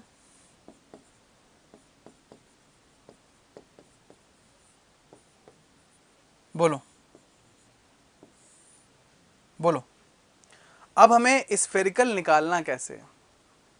कोई भी पार्टिकल स्फेरिकल है या नहीं, हमें कैसे निकालना है? तो जैसे देखो, इसका डाया क्या है? इसका डाया क्या है बताओ? इसका डाया है डी, ये डाया डी है ना, ठीक है। इसका वॉल्यूम कितना हो जाएगा? इसका वॉल्यूम वी कितना हो जाएगा? इसका वॉल्यूम वी कितना हो जाएगा? इसका वॉल्यूम वी हो जाएगा, किसी भी स्फेयर का वॉल्यूम हो जाता है 4/3 pi into d cube. 4/3 pi r cube होता है। अगर आप डी क्यूब के फॉर्म में निकालोगे तो यही आ जाएगा 1/6 पाई डी क्यूब, है ना। डी को, आर को जैसे ही आप d/2 रखोगे तो 2 का क्यूब 8 हो जाएगा, 4 इंटू 2 ये 1/6 आ जाएगा, मतलब पाई डी क्यूब बाई 6 हो गया ये, है ना। पाई डी क्यूब बाई 6 वॉल्यूम हो गया, ठीक है। अब मुझे ये देखना है कि कोई भी पार्टिकल, जैसे मान लो कि इसकी डायमीटर d है। अब कोई भी पार्टिकल जिसका वॉल्यूम v है, अब इसका वॉल्यूम मान लेते हैं v है, ठीक है। इसका वॉल्यूम v है या इसका वॉल्यूम v है या इसका वॉल्यूम v है, किसी भी पार्टिकल का वॉल्यूम v है। और मुझे ये देखना है कि ये वाला पार्टिकल स्फेरिकल है कि नहीं। तो मैं इसके वॉल्यूम v को किस इक्वेशन से इक्वल कर दूंगा? इसी इक्वेशन से इक्वल कर दूंगा, और मैं निकालूंगा इसका इक्विवेलेंट डाया डी ई निकालूंगा। क्या निकालूंगा मैं? इसका इक्विवेलेंट डाया डी ई निकालूंगा। वो कितना हो जाएगा? 6v/पाई इसकी पावर 1/3। बात समझना, देखो इसका वॉल्यूम क्या है? 1/6 पाई डी क्यूब। अगर आप इसका वॉल्यूम यहां रखेंगे और डी निकालेंगे तो यही वाला डी आ जाएगा। समझ में आ रहा है? अगर इस वाले का वॉल्यूम जो भी है, इस वाले का वॉल्यूम यहां वी रखेंगे और इक्वल टू 1/6 डी क्यूब करेंगे तो जो डायमीटर आएगा ये वाला आ जाएगा। यस और नो, है ना। अब अगर यही फॉर्मूला मैं इसके लिए लगा दूं, यही फॉर्मूला मैं किसके लिए लगा दूं? इसके लिए लगा दूं, इसके लिए लगा दूं ये वाला फॉर्मूला। तो इसके लिए अगर ये स्फीयर होगा तो इसका डायमीटर उतना आना चाहिए कि नहीं? बताओ, जल्दी बताओ, जल्दी बताओ। तो अगर ये स्फीयर होता, अगर ये स्फीयर होता तो इसकी शेप कैसी होती? अगर ये स्फीयर होता मेरे भाई तो इसकी शेप ऐसी होती, देखो इस तरीके की होती। ये वाला थोड़ा सा चपटा होता, ये वाला थोड़ा सा ऐसे ऊपर की तरफ होता, ऐसे करके शेप होती। यानी कि जब इसका वॉल्यूम हमने यहां रख के डीई निकाली तो हमें जो वैल्यू मिली ना, हमें मेरे भाई जो वैल्यू मिली, हमें वो वैल्यू मिली ये वाली। कौन सी वाली? ये वाली वैल्यू मिल गई डीई। समझ में आया? मतलब इस वाले का जो इक्विवेलेंट स्फीयर है, इस वॉल्यूम का अगर इक्विवेलेंट स्फीयर कोई माना जाए, उस इक्विवेलेंट स्फीयर का डाया हमें मिल गया। बात समझ में आ गई? बात समझ में आ गई। अब हमें यह देखना है कि जिस भी पार्टिकल की हम स्फेरिसिटी देख रहे हैं, इस पार्टिकल की स्फेरिसिटी देख रहे हैं, इसका वॉल्यूम यहां पुट किया, 6v/π⁴ निकाला, तो इसका तो डाया आएगा नहीं क्योंकि ये स्फेरिकल नहीं है। इतने ही वॉल्यूम का कोई स्फीयर होता, उसका डाया आ गया। अब हमें क्या करना है? अब हमें इस पार्टिकल की लॉन्गेस्ट लेंथ देखनी। ध्यान से देखना, इस पार्टिकल की हमें लॉन्गेस्ट लेंथ देखनी है। तो इस पार्टिकल की लॉन्गेस्ट लेंथ क्या हो जाएगी? इस पार्टिकल की लॉन्गेस्ट लेंथ क्या हो जाएगी? ये हो जाएगी। समझ में आ रहा है? इस पार्टिकल की लॉन्गेस्ट लेंथ क्या हो जाएगी? सभी को समझ में आ रहा है? बोलो जल्दी। इस पार्टिकल की लॉन्गेस्ट लेंथ कितनी हो जाएगी? ये हो जाएगी। इसको मैंने L मान लिया, इसको मैंने L मान लिया। तो ये जो DE/L है, ये जो DE/L है, यही होती है क्या? Sphericity S। यही होती है स्फेरिसिटी S, DE/L। समझ में आया? अब इसका यूज कैसे करेंगे? अब इसका यूज कैसे करेंगे? इसको आप इस तरीके से समझिए कि मान लो कि ये वाला पार्टिकल हमें देखना है कि स्फीयर है कि नहीं है। ये वाला पार्टिकल पहले वाला देखना है स्फीयर है कि नहीं है। तो ये तो हमें पहले से पता है कि स्फीयर है, स्फीयर आना चाहिए। अच्छा, अगर हम इसका वॉल्यूम v यहां रख दें, इस वाले पार्टिकल का जो परफेक्ट स्फीयर है, इसका वॉल्यूम हम v यहां रख दें, तो डीई किसके बराबर आएगा? डीई किसके बराबर आएगा? डीई की वैल्यू इसके बराबर आएगी। यही वाली वैल्यू तो डीई आ जाएगी ना, है ना? यही वाली वैल्यू डीई आ जाएगी क्योंकि ये परफेक्ट स्फीयर है, इसका वॉल्यूम यहां रखेंगे तो डीई यही वाला आ जाएगा। अच्छा, इसका लेंथ कितना है? चूंकि ये स्फीयर है तो इसका लेंथ भी इतना होगा, तो इसका DE/L कितना आएगा? इसका DE/L कितना आएगा? जल्दी से बताओ। इसका DE/L कितना आएगा? इसकी लॉन्गेस्ट लेंथ भी डाया के बराबर है और इसका वॉल्यूम हम यहां रखेंगे तो DE भी डाया के बराबर आ जाएगी। तो इसका जो DE/L आएगा वो 1 आ जाएगा। यानी कि अगर किसी मटेरियल का DE उसको अगर इक्विवेलेंट स्फीयर में कन्वर्ट करें, उसका जो इक्विवेलेंट डाया है और उसका लेंथ, इसका रेशियो DE/L अगर 1 आता है तो मटेरियल स्फेरिकल है। अगर DE/L क्या नहीं आता है? अगर DE/L 1 नहीं आता है तो मटेरियल स्फेरिकल नहीं है, गोलाकार नहीं है। समझ में आ गया? समझ में आ गया? इक्विवेलेंट डाया, पहले इसको हमने स्फीयर मान लिया, इसको स्फीयर मान के हमने पहले इक्विवेलेंट डाया निकाल लिया, इसको स्फीयर मान के पहले हमने इक्विवेलेंट डाया निकाल लिया, फिर इक्विवेलेंट डाया को लॉन्गेस्ट लेंथ से डिवाइड कर दिया, DE/L देख लिया। अच्छा, इसका DE/L क्या आएगा? 1 से कम आएगा, कंफर्म 1 से कम आएगा। तो DE/L की वैल्यू 1 से जितनी कम होती जाती है, मेटेरियल उतना नॉन स्फेरिकल होता जाता है ना? इसका DE/L बहुत कम आएगा। ये DE है, मान लो ये 5 है, और ये L है, मान लो 10 है, तो ये 1 से बहुत कम आ जाएगा। तो यहां से हमारा क्या निकलता है? नेक्स्ट पेज पे लिख देता हूं मैं। ये पूरा समझ में आ गया? आपको कोई नहीं पढ़ाएगा, ये आप पेड कोर्स कर लेना 50-60 हज़ार रुपए देके, कोई नहीं पढ़ाएगा, और ये एग्जाम में सीधे आता है। अगर स्फेरिसिटी की वैल्यू 0 से 0.8 तक है तो मटेरियल आपका नॉन स्फेरिकल कहलाता है। समझ में आ गया? समझ में आ गया? और अगर आपका 0.8 से 1 तक है तो आपका मेटल क्या कहलाता है? आपका जो पार्टिकल है वो स्फेरिकल कहलाता है। शेप समझ में आ गई? बोलो। 0.8 से नीचे हम लोग स्फेरिकल नहीं बोलेंगे, 0.8 या उससे ऊपर ही हम लोग स्फेरिकल बोलेंगे। और अगर 1 हो गया, अगर S की वैल्यू 1 है तो S की वैल्यू 1 होने पे हम लोग उसको परफेक्ट स्फीयर बोलते हैं। इसीलिए हमने वहां से परफेक्ट स्फीयर हटा दिया था, क्योंकि जब ये 1 आ जाएगा तभी हमारा परफेक्ट स्फीयर बनेगा। क्लियर? और 0.8 से 1 तक क्या होता है? 0.8 से 1 तक हमारा स्फेरिकल होता है, परफेक्ट स्फीयर नहीं, स्फेरिकल। Got it? मजा आया? मजा आया तो तालियों के गड़गड़ाहट के साथ स्वागत किया जाए स्फेरिसिटी का। पेश करते हैं स्फेरिसिटी। जिंदगी में पहली बार आपने पढ़ा है और शायद इसके बाद आपको कोई पढ़ाए भी ना, क्योंकि किसी को कोई मतलब नहीं, सबको यूट्यूब में जल्दी जल्दी पढ़ाना है। कोई बोलता है ना फास्ट पढ़ाओ सर, तो ये सब छोड़ देते हैं वो। अगला अगला है राउंडनेस। अब आप लोगों को कंफ्यूजन ये हो रहा होगा कि सर ये बताइए कि स्फेरिसिटी और राउंडनेस में बड़ा कंफ्यूजन है, राउंडनेस भी गोला ही लग रहा है लेकिन आपने कुछ और लिख दिया था, स्थूलाकार लिख दिया था, ये क्या होता है? हमारे तो बाउंस कर गया, हमारे तो बाउंस कर गया। तो देखो पहली चीज समझ में आ गई ना, स्फेरिसिटी का मतलब क्या हो गया? गोलाकार। राउंडनेस का मतलब गोलाकार नहीं होता है। राउंडनेस का मतलब क्या होता है? जैसे मान लो कि अगर मैं ये पार्टिकल बनाऊं, कौन सा पार्टिकल बनाऊं? अभी थोड़ी देर पहले बनाया था ये वाला, ठीक है।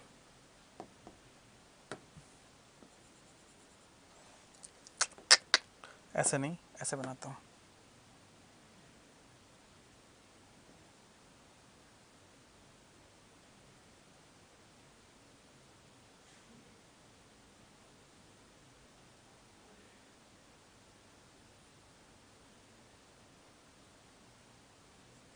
अभी मैंने ऐसे करके गोलाकार पार्टिकल बनाया था, मैंने बोला था स्फेरिकल है ना? हाँ, स्फेरिसिटी 3D है, स्फेरिसिटी भी 3D है, राउंडनेस भी 3D है, दोनों चीजें 3D में है। अभी मैंने ऐसे करके एक पार्टिकल बनाया था, आपको याद होगा थोड़ी देर पहले, इसके जस्ट पिछले में बनाया था यहाँ पे, ये देखो ये वाला, और बोला था कि ये कैसा है? ये स्फेरिकल है। लेकिन क्या ये राउंड है? राउंड का मतलब गोलाकार नहीं होता है। राउंड का मतलब क्या होता है? देखो ध्यान सुनो, राउंड का मतलब ये होता है कि इसकी सरफेस कितनी स्मूथ है, इसकी सरफेसेस कितनी फ्लैट है। तो ये आपका क्या है? ये राउंडनेस नहीं है, ये राउंडनेस नहीं है, ये क्या है? ये जो आपका इस तरीके से कोने निकले हैं, ये एंगुलर है। तो ये पार्टिकल स्फेरिकल तो है लेकिन ये राउंड नहीं है, क्योंकि इसमें कोने निकले हुए हैं। तो ये पार्टिकल कैसा हो गया? ये पार्टिकल हो गया आपका, जल्दी बताओ कैसा हो गया? ये पार्टिकल हो गया आपका एंगुलर। क्लियर? अभी देखो, अभी देखो, अभी देखो, एक पार्टिकल मैं आपको ऐसे दिखाऊं, ये वाला, ये बताओ ये राउंड है कि नहीं? बताओ ये राउंड है कि नहीं? इसके सरफेस जो है, इसकी सरफेस बिल्कुल स्मूथ है, तो इसलिए ये राउंड पार्टिकल है। इसका मतलब राउंड का मतलब ये नहीं होता है कि पार्टिकल गोलाकार है कि नहीं। राउंड का मतलब ये होता है कि इस पार्टिकल की सरफेस कितनी स्मूथ है। तो राउंड का मतलब एक तरीके से आप ये समझ सकते हैं, राउंड का मतलब ये है कि सरफेस कितनी स्मूथ है।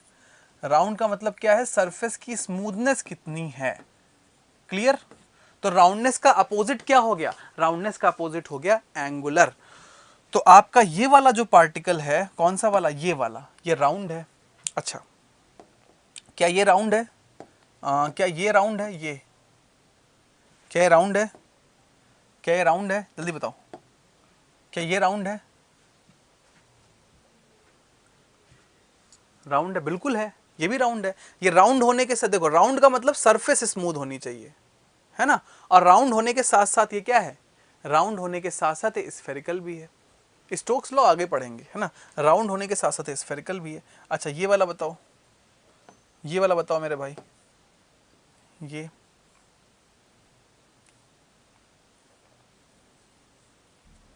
राउंड है क्या? ये राउंड है क्या? नहीं, ये राउंड भी नहीं है, स्फेरिकल भी नहीं है। तो देखो ध्यान से सुनो, ध्यान से सुनो, क्या है ये? क्या है ये आपका? ये दोनों ही पार्टिकल आपके कौन से हैं? ये दोनों ही पार्टिकल क्या हैं आपके? एंगुलर हैं, राउंड नहीं है। एंगुलर पार्टिकल की राउंडनेस क्या होती है? एंगुलर पार्टिकल की राउंडनेस बहुत कम होती है, 0 से 0.5 के आसपास होती है। तो ये वाला क्या है? स्फेरिकल एंगुलर है, स्फेरिकल एंगुलर है। और ये वाला नॉन स्फेरिकल होने के बाद एंगुलर है, नॉन स्फेरिकल है और एंगुलर है। समझ में आ गया? तो ये आपके राउंड नहीं है, दीज आर नॉट राउंड। ये भी राउंड नहीं है, ये भी राउंड नहीं है, ठीक है? These particles are round particles, ये आपके राउंड पार्टिकल्स हैं। अब राउंड पार्टिकल्स में ये वाला कौन सा है? राउंड पार्टिकल्स में ये वाला कौन सा है? राउंड पार्टिकल्स में ये वाला जो है, ये वाला जो पार्टिकल है, ये नॉन स्फेरिकल राउंड है, नॉन स्फेरिकल राउंड है। और ये वाला कौन सा है? ये स्फेरिकल और राउंड दोनों है। तो आपको अब समझ में आ रहा होगा कि राउंडनेस का मतलब है सरफेस कितनी स्मूथ है, और अगर सरफेस रफ है, सरफेस में नोक निकली है, तो एंगुलर होगा। और स्फेरिकल का मतलब क्या है? स्फेरिकल का मतलब क्या है कि शेप गोले की तरह कैसी है। आपका कोना कुछ भी निकला हो, अगर सरफेस गोले जैसी दिख रही है तो स्फेरिकल है। सरफेस गोले जैसी नहीं दिख रही है, भले ही कोने स्मूथ हैं, है ना, या कोने स्मूथ नहीं है, बस उसकी जो अपीयरेंस है वो गोले जैसी नहीं दिख रही है, तो नॉन स्फेरिकल हो गया। राउंडनेस में क्या है, राउंडनेस पे गोले जैसा नहीं देखना है, उसमें सरफेस देखनी है। अगर सरफेस स्मूथ है तो फिर आपका राउंड होगा, सरफेस अगर आपकी एंगुलर है तो फिर क्या हो जाएगा, एंगुलर हो जाएगा। भले ही शेप गोलाकार हो, कोई दिक्कत नहीं है, बस सरफेस में क्या है, कोने निकले हैं तो एंगुलर हो जाएगा। क्लियर, समझ में आ गया। अच्छा, राउंडनेस के हिसाब से पार्टिकल कितने टाइप के होते हैं, 5 टाइप के। कौन कौन से टाइप के होते हैं, 5 टाइप के। एक होता है वेल राउंडेड, दूसरा होता है राउंडेड, ठीक है, जिसको हम सब राउंडेड भी बोलते हैं। तीसरा क्या होता है, न्यूट्रल। फिर चौथा क्या होता है, सब एंगुलर, और पांचवा होता है एंगुलर। तो राउंडनेस अगर बहुत ज़्यादा है, 1 के पास है, तो वेल राउंडेड हो गया। अगर राउंडनेस 1 से 0.75 है तो सब राउंडेड हो गया, और न्यूट्रल हो गया, सब एंगुलर हो गया। सब एंगुलर कब हो जाएगा, जब राउंडनेस बहुत कम है, और जब राउंडनेस 0 से 0.25 पहुंच रही है तो फिर क्या हो गया, तब एंगुलर हो गया। क्लियर है। अब ये जो कैलकुलेशन है कि राउंडनेस कैसे निकालते हैं किसी पार्टिकल की, और राउंडनेस की रेंज के हिसाब से कब वेल राउंडेड बोलेंगे, कब सब राउंडेड बोलेंगे, कब न्यूट्रल बोलेंगे, कब एंगुलर बोलेंगे, कब सब एंगुलर बोलेंगे, ये हम लोग कहाँ पढ़ेंगे, ये हम लोग पढ़ेंगे नेक्स्ट क्लास में। बट नेक्स्ट क्लास वाली चीज़ बताने से पहले मैं आपको बता दूं कि ग्रेन साइज, कौन सी प्रॉपर्टी, दूसरी वाली, कौन सी प्रॉपर्टी, कोर्स ग्रेन साइज की दूसरी property, grain size distribution. Grain size जो है हम लोग निकालते हैं किससे, कोर्स ग्रेन में। ऐप पर क्लास जो आने वाली है वो अभी यूट्यूब में मिल रही है। ये जो ऐप वाली, ऐप में हम लोग जो पढ़ाने वाले हैं आगे, अभी हम लोग यूट्यूब में पढ़ा रहे हैं।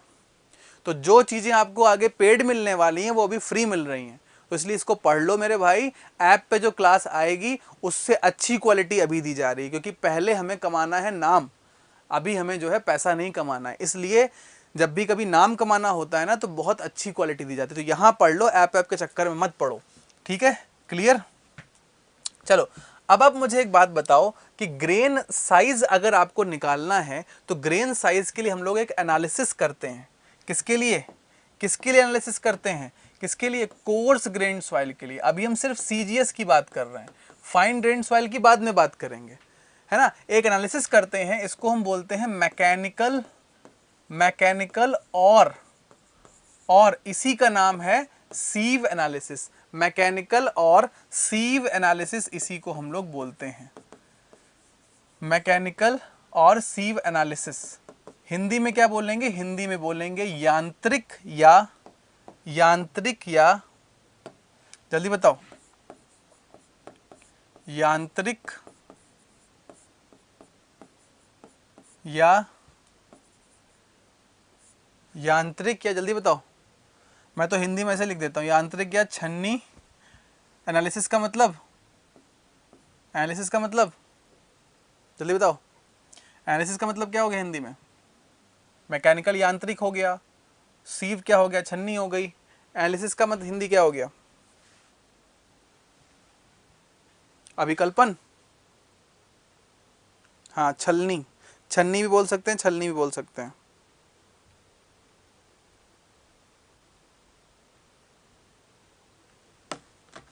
छलनी बोल देते हैं, चलो।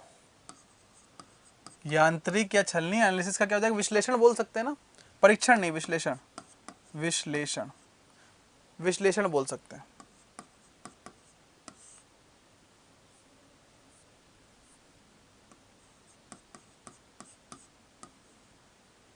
तो यांत्रिक या छलनी विश्लेषण, इसमें क्या होता है, हम लोग क्या करते हैं, हम लोग यहाँ पे क्या करते हैं, जो मिक्स सॉइल है, यहाँ पे हम लोग अपनी मिक्स सॉइल, सारे साइज की सॉइल, मिक्स सॉइल जिसमें ऑल साइज प्रेजेंट होते हैं, बड़े साइज ग्रेवल भी होंगे, सैंड भी होंगे, सब हमने यहाँ पे डाल दिया, ठीक है। और ये साइज आपकी जनरली कॉमनली जो है वो 80 mm से स्टार्ट होती है, यानी कि यहाँ पे आपके 80 mm से ऊपर के पार्टिकल यहाँ पे जमा हो जाएंगे। फिर 40 mm आती है ना, 40 mm आती है। और जरूरी नहीं है कि यहाँ पे 1 2 3 4 5 ही हों, यहाँ पे मोर देन 5 भी हो सकती हैं सीव नंबर। नंबर ऑफ सीव्स जो हैं n जो है वो ग्रेटर देन और इक्वल टू 5 भी हो सकते हैं। कम से कम 5 रखने होते हैं, 5 से ज़्यादा भी रख सकते हैं हम। लार्जर मेश ऊपर रखती हैं और जैसे जैसे नीचे आएंगे, जितना नीचे आएंगे उतनी ज़्यादा मेश हमारी छन्नी यानी कि फाइन होती जाती है। तो 80 mm 40 mm से शुरू करते करते करते करते करते करते करते यहाँ पे हमारी कौन सी हो जाती है 0.075 mm।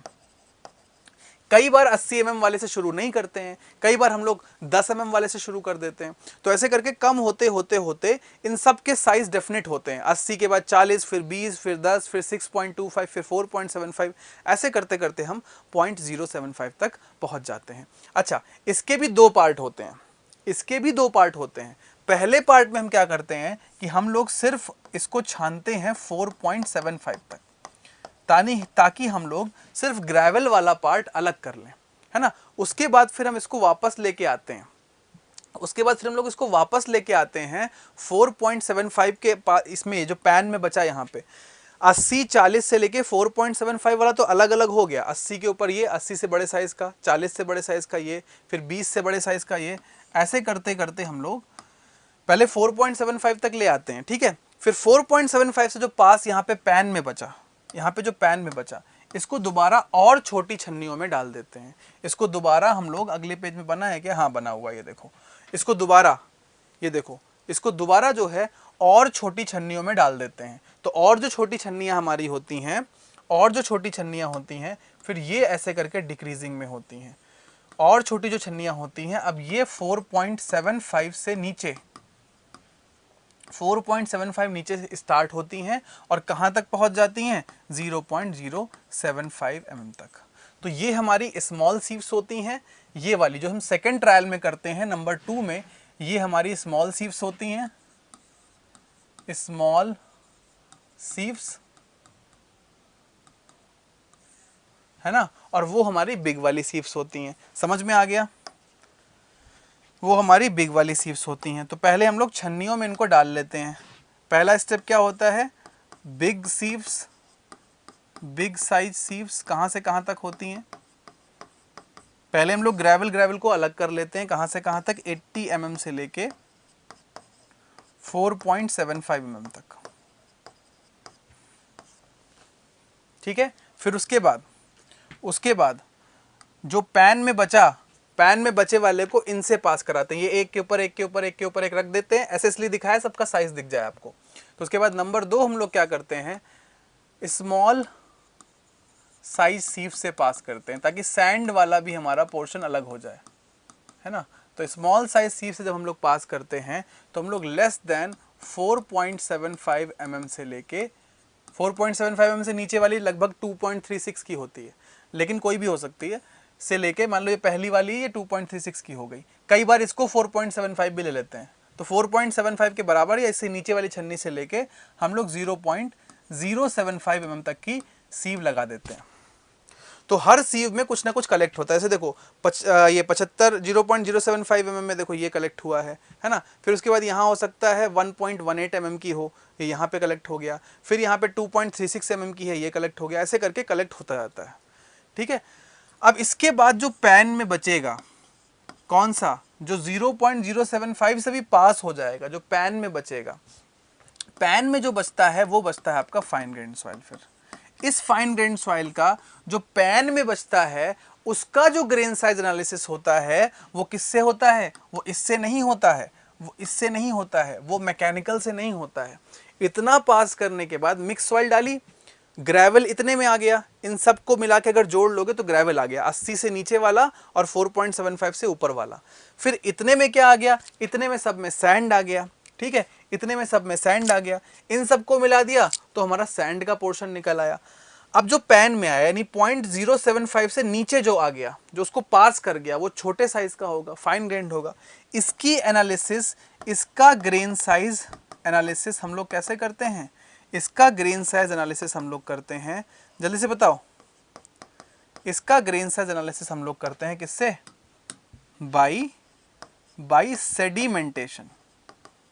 ये वाला तो आपका कौन सा हो गया, ये वाला तो हो गया आपका कौन सा, ये वाला कौन सा हो गया आपका ये वाला हो गया आपका मैकेनिकल या sieve analysis. But fine grain soil का हमारा क्या होता है, सेडिमेंटेशन होता है, वाइब्रेशन से कुछ नहीं होता, वाइब्रेशन से कुछ नहीं होता। तो फाइन ग्रेन सॉइल का अगर आप बात करेंगे ग्रेन साइज डिस्ट्रीब्यूशन, तो किससे होगा, फाइन ग्रेन सॉइल का सेडिमेंटेशन एनालिसिस से होता है। सेडिमेंटेशन एनालिसिस से फाइन ग्रेन सॉइल का क्या होता है, फाइन ग्रेन सॉइल का ग्रेन साइज एनालिसिस होता है, यानी कि दाने की आकार की एनालिसिस होती है। अब आप बोलोगे सर ग्रेन साइज तो कोर्स ग्रेन की प्रॉपर्टी है, कोर्स ग्रेन की इंडेक्स प्रॉपर्टी है, आप फाइन ग्रेन के लिए क्यों लगा रहे हैं। कभी कभी ज़रूरत पड़ जाती है कि हमें ये पता करना होता है कि फाइन ग्रेन में कौन कौन सा साइज़ अवेलेबल है, तो वो कभी कभी के यूज़ के लिए हम लोग कर लेते हैं, वरना तो ये जो एनालिसिस है ना, सीव एनालिसिस ही मेन है, लेकिन कभी कभी हम लोग कर लेते हैं। और सेडिमेंटेशन एनालिसिस होती है बच्चों दो प्रकार की। सेडिमेंटेशन एनालिसिस बच्चों कितने प्रकार की होती हैं, दो प्रकार की सेडिमेंटेशन एनालिसिस होती हैं। एक एनालिसिस को हम लोग बोलते हैं पिपेट विधि, क्या बोलते हैं, एक एनालिसिस को हम लोग बोलते हैं पिपेट विधि, पिपेट मेथड, यानी कि पिपेट विधि, पपेट नहीं, पपेट नहीं, मिट्ठू नहीं, पिपेट एनालिसिस। और दूसरा क्या है, हाइड्रोमीटर, हाइड्रो का मतलब वाटर, मीटर का मतलब मीजर करने वाला, हाइड्रोमीटर मेथड है ना। जल गणक भी बोलते हैं, जल संगणक भी बोलते हैं, लेकिन मैं इसको हिंदी में भी हाइड्रोमीटर ही लिख रहा हूं, हाइड्रोमीटर विधि। क्लियर, इतना समझ में आ गया। हाइग्रो नहीं, हाइड्रो। तो पिपेट मेथड और हाइड्रोमीटर मेथड से ही हम लोग नेक्स्ट क्लास में शुरुआत करेंगे। कल की आपकी जो क्लास होने वाली है उसकी क्लास में हम लोग कौन से मेथड से, पिपेट और हाइड्रोमीटर मेथड से ही हम लोग स्टार्ट करेंगे। और कल आपके ये दोनों मेथड हो जाएंगे, इसके जितने भी क्वेश्चंस आए हैं एमपीपीबी में वो भी कंप्लीट हो जाएंगे। और परसों यानी कि मंडे से आपका नेक्स्ट टॉपिक स्टार्ट होगा, जो कि है क्लासिफिकेशन ऑफ सॉइल। तो लगभग आप मान के चलिए कि 12 से 15 दिनों में आपका सॉइल पूरा कंप्लीट हो जाएगा। सबसे बड़ा सॉइल है टेक्निकल में 30 नंबर का आने वाला है, 25 से 30 नंबर का तो एवरेज आता ही आता है। तो लगभग अगर आपने 15-16 दिनों में खत्म कर लिया सॉइल मैकेनिक्स, तो आपके पास सिर्फ छोटे छोटे सब्जेक्ट बचेंगे, एनवायरनमेंट, ट्रांसपोर्ट, वो भी लगभग 10-10 नंबर के आते हैं। तो ये गारंटीड है कि 50 दिनों में से कम 30 दिनों में या 35 दिनों में आपका हम 60 नंबर का तो करा ही देंगे। और फिर आगे आने वाले 20 दिनों में, 15-20 दिनों में 40 नंबर का भी हो जाएगा, पूरा सब कुछ कंप्लीट हो जाएगा। पूरे यूट्यूब में सर्च मान लो, कहीं पे भी कंप्लीट कोर्स आपको इन 50 दिनों में नहीं मिलेगा। ये हमारा जो इतनी फैकल्टीज़ हैं, अलग अलग टाइप के सब्जेक्ट के लिए अलग अलग फैकल्टीज़ हैं, जिसकी वजह से यहाँ पे हो पा रहा है। अब अगर किसी को कोई डाउट है या कुछ पूछना है कमेंट बॉक्स में, तो आप क्विकली पूछ सकते हैं। मैं ऐसा देख रहा हूँ कि नंबर ऑफ़ स्टूडेंट्स जो है बहुत कम है यहाँ पे, ऐसा क्यों हो रहा है मुझे जल्दी से बताओ। नंबर ऑफ़ स्टूडेंट्स तो पूरे होने चाहिए भाई, एक एक स्टूडेंट के लिए मेहनत की जा रही है यहाँ पे, इतने कम स्टूडेंट्स कैसे। आप लोग यार शेयर वेयर नहीं करते हो, क्लास से पहले ना क्लास का लिंक शेयर नहीं करते, बस मुंह उठा के चले आते हो कि भैया मुझे क्लास करनी है और किसी और को तो क्लास, अपने फ्रेंड्स को तो करनी नहीं है। तो सर की क्लास में जो है ना, डेली आप लोग सभी लोग जुड़ो, शेयर कर दिया करो क्लास को, सबसे पहले ज्वाइन करने से पहले शेयर कर दिया करो, धड़ाधड़ सभी लोग जुड़ जाएं। तो आज की क्लास के लिए इतना ही। इन दोनों को हम लोग कल पढ़ेंगे, और एक राउंडनेस की जो इक्वेशन है, राउंडनेस कैसे निकलती है, क्या रेंज है, कब वेल राउंडेड है, कब सब राउंडेड है, कब न्यूट्रल है, कब सब एंगुलर है, कब एंगुलर है, ये भी हम लोग पढ़ाएंगे आपको। तो इसके बाद आपकी क्लास स्टार्ट होने वाली है या स्टार्ट हो चुकी होगी 4:30 बजे से। कौन सी क्लास स्टार्ट हो चुकी होगी, आपकी जनरल मैथ्स और जनरल एप्टीट्यूड की। उसमें पढ़िए सोम महेश सर पढ़ा रहे हैं, एफएम जो है आपके अनिल सर पढ़ा रहे हैं। तो इन दोनों से आप पढ़ सकते हैं, बहुत तगड़ा, बहुत अच्छे लेवल का पढ़ा रहे हैं। मैं आपको अभी प्रेजेंटली 2 चीज़ें पढ़ा रहा हूँ। पहला है रेनफोर्स सीमेंट कंक्रीट, जो कि सुबह 9 बजे चल रहा है और शाम को 6 बजे, और दूसरा है सॉइल मैकेनिक्स, जो कि 2:30 बजे चल रहा है। ठीक है, नोट्स बनाते रहिए और उत्कर्ष इंजीनियर्स क्लासेस के टेलीग्राम ग्रुप से जुड़ते रहिए। और एक बहुत बड़ा अनाउंसमेंट आप लोग सुन लो, बहुत बड़ा अनाउंसमेंट है कि HPCL का लाइव टेस्ट, फ्री टेस्ट है, ये बिल्कुल फ्री है सभी के लिए। ये उत्कर्ष के ऐप में आपका टेस्ट होने वाला है इसी संडे 31 जुलाई 2022 को 7 बजे, है ना। और ये आपको स्मार्ट ऐप कहाँ से मिलेगा, गूगल प्ले स्टोर से डाउनलोड कर लेना, डाउनलोड करने के बाद इसके इंजीनियरिंग सेक्शन में चले जाना। मैकेनिकल के लिए प्रोडक्शन और इलेक्ट्रिकल के लिए इलेक्ट्रिकल मशीन, अपने फ्रेंड्स को रिकमेंड कर देना। और आपके लिए डीडीए जेई का टेस्ट होने वाला है, तो डीडीए जेई हो या कुछ भी हो, सिलेबस उसका एमपी सब इंजीनियर और एसएससी जेई का ही है, तो इसका भी लाइव टेस्ट फ्री है, बिल्कुल फ्री होने वाला है। कब? कल 31 जुलाई को शाम को 7 बजे। अब कल 7 बजे स्टार्ट हो जाएगा और उसके बाद आप अगले 24 घंटे में कभी भी दे सकते हैं। उत्कर्ष स्मार्ट ऐप को प्ले स्टोर से डाउनलोड कर लो और वहां इंजीनियरिंग सेक्शन में जाके ये टेस्ट एनरोल कर लो। कौन कौन सा? सिविल में आरसीसी डिजाइन का है और मैकेनिकल में फ्लूइड मैकेनिक्स। आप सिविल वाले दोनों दे सकते हैं, आरसीसी डिजाइन भी दे सकते हैं, फ्लूइड मैकेनिक्स भी। और ऐसा नहीं कि 7 बजे शुरू हो गया तो शुरू हो गया, 7 बजे के बाद आप कभी भी दे सकते हैं। आप आरसीसी दे दो थोड़े टाइम के लिए, जब आपने आरसीसी दे दिया, कंप्लीट दे दिया, उसके बाद फिर आप फ्लूइड मैकेनिक्स स्टार्ट कर दो। कोई फ्रेंड अगर इलेक्ट्रिकल में है तो इलेक्ट्रिकल सर्किट का टेस्ट है, ठीक है। छत्तीसगढ़ पीएससी हो, एमपी पीएससी हो, डीडीए जेई हो, एसएससी जेई हो, एमपी वेपन सब इंजीनियर हो, कोई भी हो, आप ये टेस्ट दे दो। इस टेस्ट का इस तरीके से कंस्ट्रक्शन किया गया कि सारे एग्जाम के लोग अच्छा परफॉर्म कर सके। टेस्ट के बाद आपकी रैंक भी जनरेट होगी। मंडे जब आप कल टेस्ट दे देंगे शाम को 7 बजे, तो मंडे आपकी रैंक भी जनरेट होगी शाम को 7:30 बजे। और इसका सोल्यूशन जो है, हर क्वेश्चन का हमने वीडियो सोल्यूशन बताया है। हर क्वेश्चन के नीचे आप क्लिक करेंगे तो वीडियो सोल्यूशन भी मिल जाएगा।